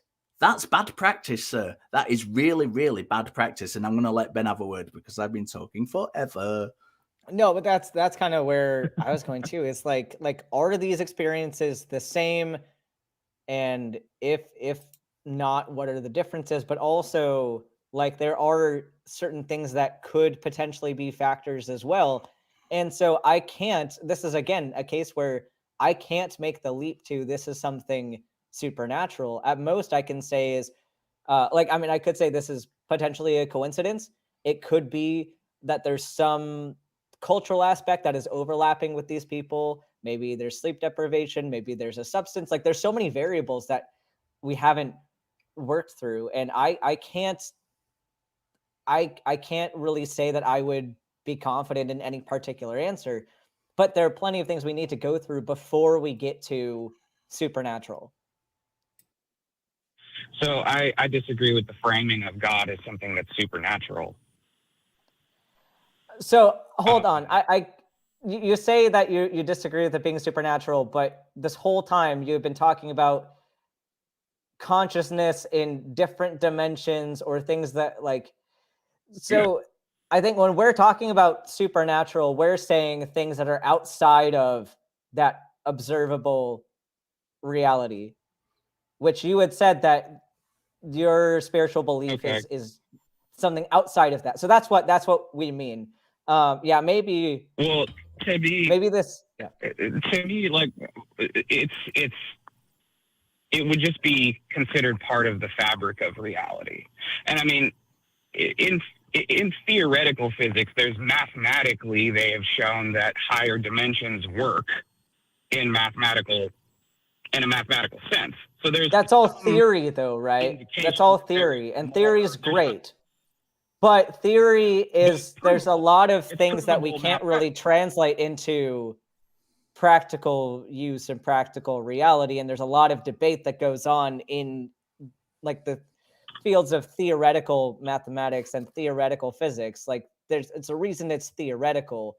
But I think maybe we need to have more conversations in a different call because we've been going for a while. But I here's what my problem with a lot of this argument is. Like there's a lot of flowery and kind of wishy-washy definitions, and we'll try to go down a certain path, and then you'll take it somewhere kind of completely different but kind of the same, and then add some other terms that aren't really related. And like there's just a lot going on, and I think maybe next time we talk we need to like break it down into smaller components and address things individually, because like it, at least from my perspective, it's been this ride of just like adding more and more layers to this thing and not really addressing any of them.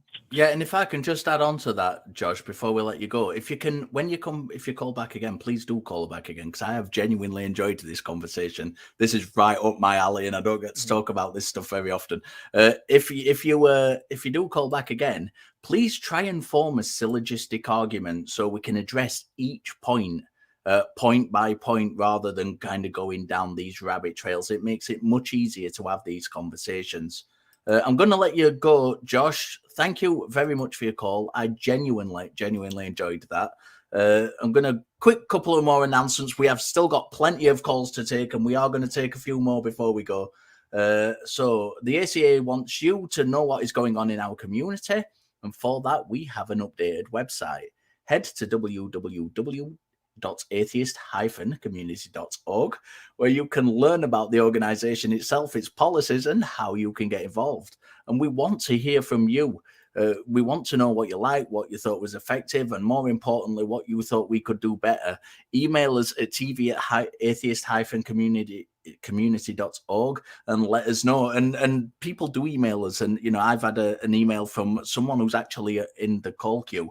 And I hope we can get to that call. And is a previous caller, and is emailed me to talk to myself and SR, and just to thank us about the advice we gave him. So hopefully we'll get a chance to talk to him again tonight. But yeah, feel free to email us. We really do appreciate it. So we are going to jump into calls. We are aware of time.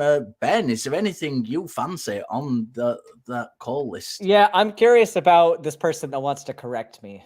Okay, well, bring up Morgan. She, her from New York. What was I wrong about? Hello? Hi. I guess there was the issue of I guess what the fundies' hatred of LGBT people. They want to make LGBT illegal and to aggressively enforce it, and he obviously put LGBT people in prison on large scales for it. Yeah. So what did I get wrong? Hello? Hi. Yeah. Can you hear me? I can hear you. What did I get wrong? Said you wanted to correct me. Yeah, well, the fundies' intentions with respect to LGBT people. I was Yeah, what did I get wrong about it? I don't think I said anything about them fundies like not wanting to make it illegal. I frequently discuss these issues on other shows, and a lot of my work is related to trans rights and the things going on with the trans community right now. But I don't think I said anything that was against the point that you're making. I'm confused about what the correction is. The correction made it sound more like the issue was hate crimes and I guess just forms of discrimination. Well, no, I'm not saying that that's the only issue, but it is an issue. I wasn't at all saying that that's the only issue impacting the community, but that is an issue and it is a tactic that is used. So that's what I was saying. Okay. Well, that's anything else? I guess the major thing I wanted to make sure was included. So thanks again. Yeah, right, no problem, Morgan. call. Thank you very much. Appreciate the call. Ben, do you want to take the next one? Yeah, let's take Bill from California. I was looking, my eyes I were was drawn like, to that I as know well. you want to talk about that one too, so let's do it. Bill, welcome to the show. How are you? Oh, thank you. I'm fine, and good afternoon, guys. And I just wanted to congratulate Ben from going from student Dr. Ben to just Dr. Ben. Good job. That's oh, thanks. Yeah, you all can probably tell that I am not. I don't sleep anymore, and chat is loving it right now. I also wanted to thank you real briefly just for that explanation you did on the difference between I can't remember what it was so long ago, but basically you drew a distinction between instincts and actually knowing things because you have experience and stuff like that. I thought that was a very, very well explained. And then I'm my glad that point, helped of course, is I'm sorry. Oh, I was just saying, I'm glad yeah. that helped you. I'm glad you liked that. No, that was neat. I thought you did you elucidated that point very well. Of course, what I'm talking about is I don't know if you guys are familiar with this interesting article. There's a journal it's an online journal called the Journal of Controversial Ideas, which was started by the ethicist Peter Singer. And I'm a little nervous, and I apologize for that. No, it's fine. This is called the Afterlife Dilemma, and the reason I really got into it is because I'm not an academic. I don't write papers. I'm not affiliated with college. But this gentleman that wrote this is, and he came up with an argument that I came up with this years ago too, but I'm not in a position to articulate these things interestingly. But basically, the afterlife dilemma is this: if you've got Christians who are against abortion, okay, then you're faced with a dilemma, and the dilemma is this. There exists a morally perfect, all-knowing, and all-powerful God who created the universe. Restricting abortions ought to be the top social political priority. And embryos and fetuses that die either go to hell for eternity or they go to heaven for eternity. And the gentleman, it's a long argument, it's 20 pages, but basically in a nutshell, it's this. If you believe that all aborted fetuses or even like miscarriages and things like that, if you believe all those unborn fetuses go to hell after they're aborted, then you really don't have a morally perfect, all-knowing, all-powerful God who you should waste your time on because he's a monster. And then if the other situation, if you believe that aborted fetuses all go just to heaven, then perhaps you're wasting your resources. That's probably not such a bad thing. And maybe you should concern yourself with other things. Like, from the Christian point of view, one of those other things might be, well, there are a lot of people that are living that could go to hell. And maybe you should, go after those people and not concern yourself so much with aborted fetuses that are going up to heaven. And use your resources in that way, and then maybe just leave the whole thing alone. And I just wondered your thoughts on this, or if you'd even heard of this article. Ben, do you want to go first? You can go first, Richard, because Okay, I know you really wanted to. I wouldn't even. To me, I've not read the article. I'm not familiar with the journal. I'm familiar with Peter Singer. Does a lot of ethical work around veganism and things. And I'm not sure that I would even. I think it's okay. You can make the argument, but I wouldn't even go that far. I would say that we can trace the concept of hell to begin with. So what is even the justification for believing in a hell when we can actually trace how the concept of it developed? And the idea of souls going to heaven is not even a biblical idea.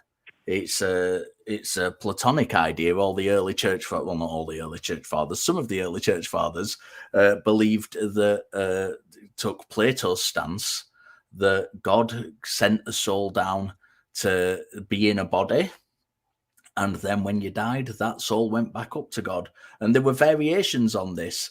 Some of them believed it was a repeatable process. Some of them, controversially, even believed that this was a repeating process, and in some of the repetition, Jesus was the bad one and the devil was the good one. This isn't me slagging off Christianity. This is one of the beliefs of some of the early church fathers. These are the people who kind of put Christianity as we have it together today. So there are lots of different ideas. We can see where these ideas came from. My argument wouldn't be, well, if God is evil, he did this, and that he has no justification for doing that. My argument would be, why do you believe in this shit to begin with? Because we can literally see how the idea developed. Well, if I may, the whole, for me, I don't even need this argument either, because the whole idea of hell, for me, the idea of hell disproves God anyway. I think it's revolting, and I'm one of the things that I'm particularly insulted by with Christians who kind of hold this belief. They kind of think of hell. They couldn't understand what they're talking about when they say that people are going to hell, and in some cases that's a good thing. They can't understand what they mean by that, because you're talking about conscious torment for all of eternity. And that to me is just disgusting, and it calls to mind that the movie Schindler's List, where the train is going off with the Jews and they're going to kill all the Jews, and they zoom in on this little kid who takes his finger and draws it across his throat, because the kid has no idea what he's talking. He has no idea what's going on either, and he's just going off kind of the mob rule there. But I just think for me this particular argument. I'm more of an autonomy person in terms of abortion. I think abortion should be, up to the woman, and the woman takes precedence. She's the one that's having the kid. It's not the other way around. The baby doesn't have the mother. It's the mother has a baby, and she has the right to her own body and things like that. But I do think this is an interesting argument that I think Christians should at least contend with. I think they should look at this and see where that argument leads them. Anyway, go ahead. Yeah, just a quick correction there. As rather than saying woman, I'd kind of say person with a uterus, because not all pregnant people are women. That's fair. But other than that, I think I think we're on the same page. I think we're on the same page on a lot of this, and the bad arguments. They are bad arguments, and there's lots of different ways to challenge them, and that's why we do this show, so people who have these arguments can give us a call and talk to us about them, and let us have those discussions with them. But good points. I'm gonna let you go, Bill. I appreciate your call, and listen, there's no need to be nervous when you're talking to me and Ben ever, because we are the most two idiotic people you'll ever meet in the world. I mean, I did tell a couple people to shut up, and I yelled a little bit, but I don't do that to everybody. No, so. just me. We're quickly. I'm going to take another call after this. I don't know how many we've got time for left. I'm trying to kind of race against the crew. If you happen to be in the Austin area on July the 30th, 2023, then please consider joining us for the live broadcast of Talk Heathen and the Atheist Experience. Doors open at noon, and we really hope to see you there. We really like to get people down in that studio. It's great having those live studio audiences. Let's have a look. There's so many of these. I'm going to take Gabe, because Gabe has been waiting, and Gabe is the guy who emailed us. So I want to quickly talk to Gabe, but there is a couple of the other calls I do want to get to if we have time. Gabe, how are you? Hey, Mr. Regular. Hi, student Dr. Ben. Thank you for responding to the email. I just read it at 3 in the morning. No, it's not that time for me, so it's fine. I wanted to talk to you about the response my parents gave me. You know, like I lent them the book, the Demon Haunted World by Carl Sagan. My mom read it; she liked it and everything. But then Gabe, very quickly, changed her mind. Gabe, very quickly, just for the sake of the audience, do you want to kind of go over what you asked us previously and kind of the advice we gave you and how that helps? Okay, yes. Well, I think I talked to you about how I won't have to speak to conservative Catholic parents who are medical doctors and who are very religious, and how to speak about, I guess, atheism and about, you know, I guess the beliefs that they have that are not correct. Yeah. I guess that sums it up more or less. I don't know. I forgot more or less because it's been a while too.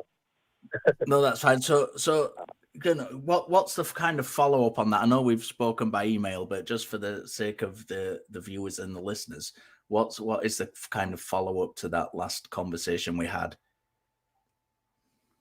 Well, I'm learning the Demon Haunted World by Carl Sagan. My mom read the book. She liked the book. She talked about her friends, how they have like a negative ideas that contradict science. And I know once she started talking about that, I talked to her about, you know, the Bible. I showed her the Exodus 21, Leviticus 25 instructions on slavery. And she was horrified by it. She was horrified by what you know, she believed. You know, we had a conversation about evolution, about Adam and Eve. And my parents actually do believe in Adam and Eve. They got to me and said, no, those are myths. You know, we don't believe in Noah's Ark. We don't believe in Adam and Eve. We don't believe in a child battle. And well, the conversation ended there. I come back like 3-4 months later, and they reverted back to everything. They took everything back that we had talked about. Now they're back to their, I guess, the Catholic beliefs. They believe in the devil. They believe in God. My mom specifically said that she doesn't care if the Bible supports slavery or misogyny, that she's okay with slavery and misogyny.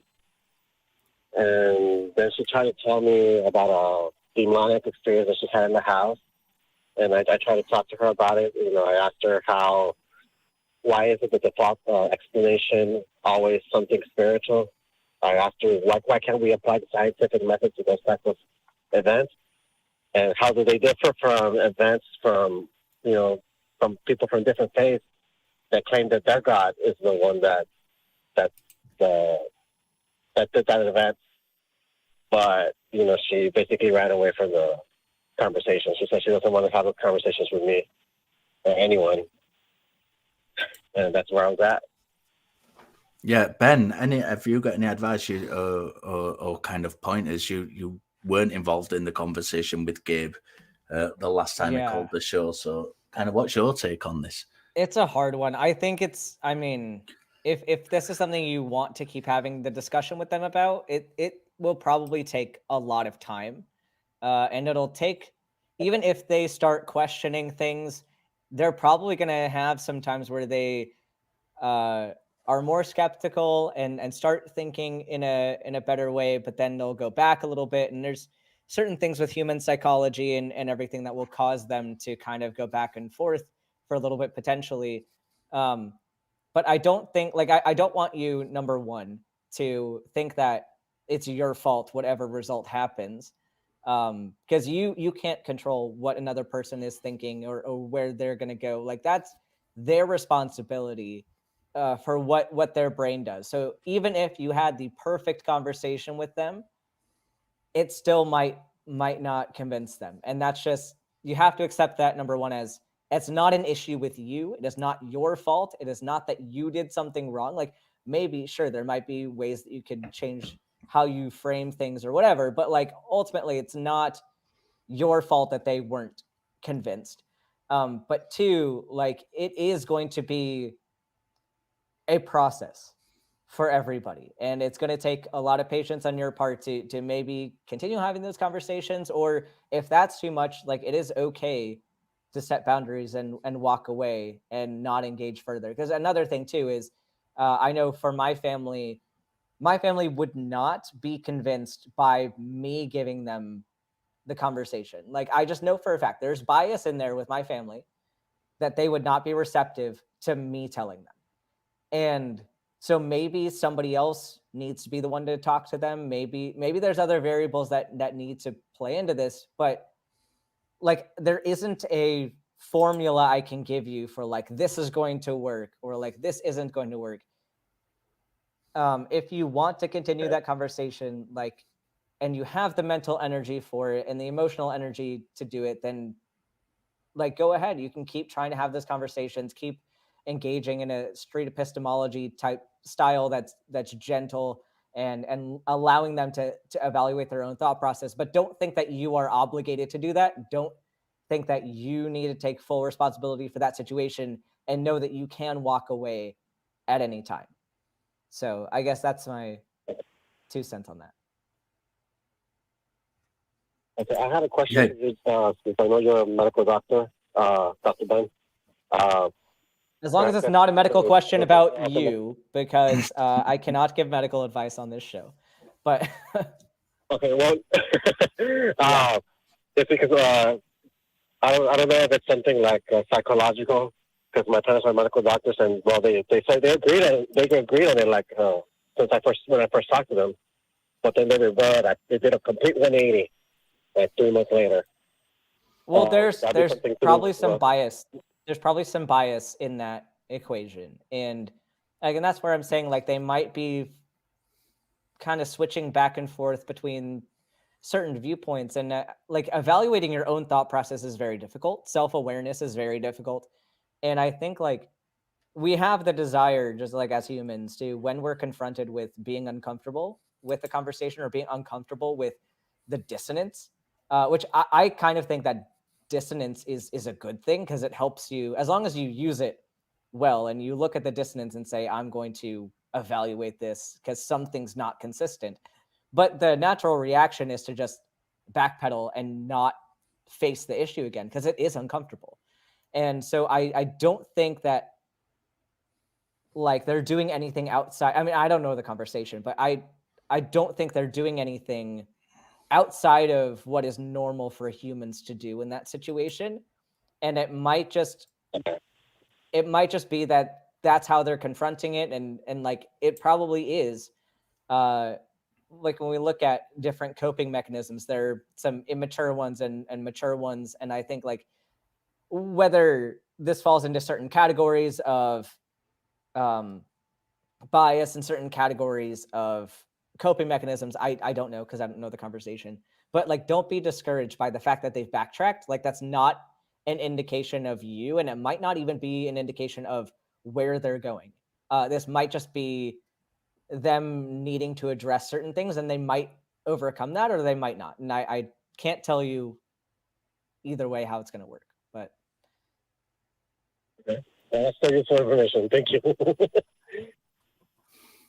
Yeah, thank you, Gabe. We're gonna let you go, but do give us a call back and let us know how you're getting on. And thank you very much for the email. We do appreciate it. And if Gabe is living proof that we do answer emails and we don't just let them disappear into the ether. So if you want to email us, feel free. You are more than welcome. Right. Okay, so have you said to yourself, I really love the content that the ACA creates, but I wish there was a way I could get it all the time? Well, we've got you covered. We now have a 24/7 live stream. AXP TV delivers a constant stream of shows, clips, and specials from over 26 seasons. Can you believe that? Of the Atheist Experience. And now AEN TV provides you with clips from the other shows of the Atheist Experience network, like Talk Heathen, this one, go watch it, Truth Wanted, and Secular Sexuality, to name just a few. Watch or simply listen to your favourite hosts and discover some hosts you've never heard of. Visit tiny.cc/AXPTV and tiny.cc/AENTV to join the fun. Remember, the prompts for this week's question is instead of plagues, God should have sent blank to end Egyptian slavery. Reply in the comments below the video, not in the side chat, because we won't read them there. And tune in at the beginning of next week's episode to hear the top 3 answers. Like and support like and subscribe to the channel to support us. Become a member, click the join button below the video. Support us on Patreon at tiny.cc/patreonth. You can see the channel that houses all the ACA shows in audio podcast form. Visit tiny.cc/AEN podcasts. You can become a part of the Talk Heathen community in our fan-run Facebook page at tiny.cc/FBTHG. And if you would like to continue the discussion after the show, I will be there. Join us in the ACD, our fan-run Discord server at tiny.cc/ACD Discord. And as always, there's someone else who does something to do with this show a bit. I can't really remember who it is. Oh, it's the crew. Yeah, that's the ones that keep us running and the lights on. Let's have a look at them. What beautiful, beautiful people and cats. Especially the cat. We love the crew. They keep us going. They're the ones who shout at us when we overrun. And yeah, so, and of course, we are not going to forget that we need to send out those love rings, whether or not you believe or you are an essential worker. If we thank you, as I said this every week, I was an essential worker during the hard times of the plague, and I really do appreciate that support that people that gratitude people had for me when I was working through that time. If you don't believe this is your community, and if you do believe this is your community, we have talked about the fan-run places you can go to join us, and we do talk to people on there. Come and join us and ask us those questions, and let's have those conversations. And if you don't believe, we do not hate you. We're just not convinced. See you next time.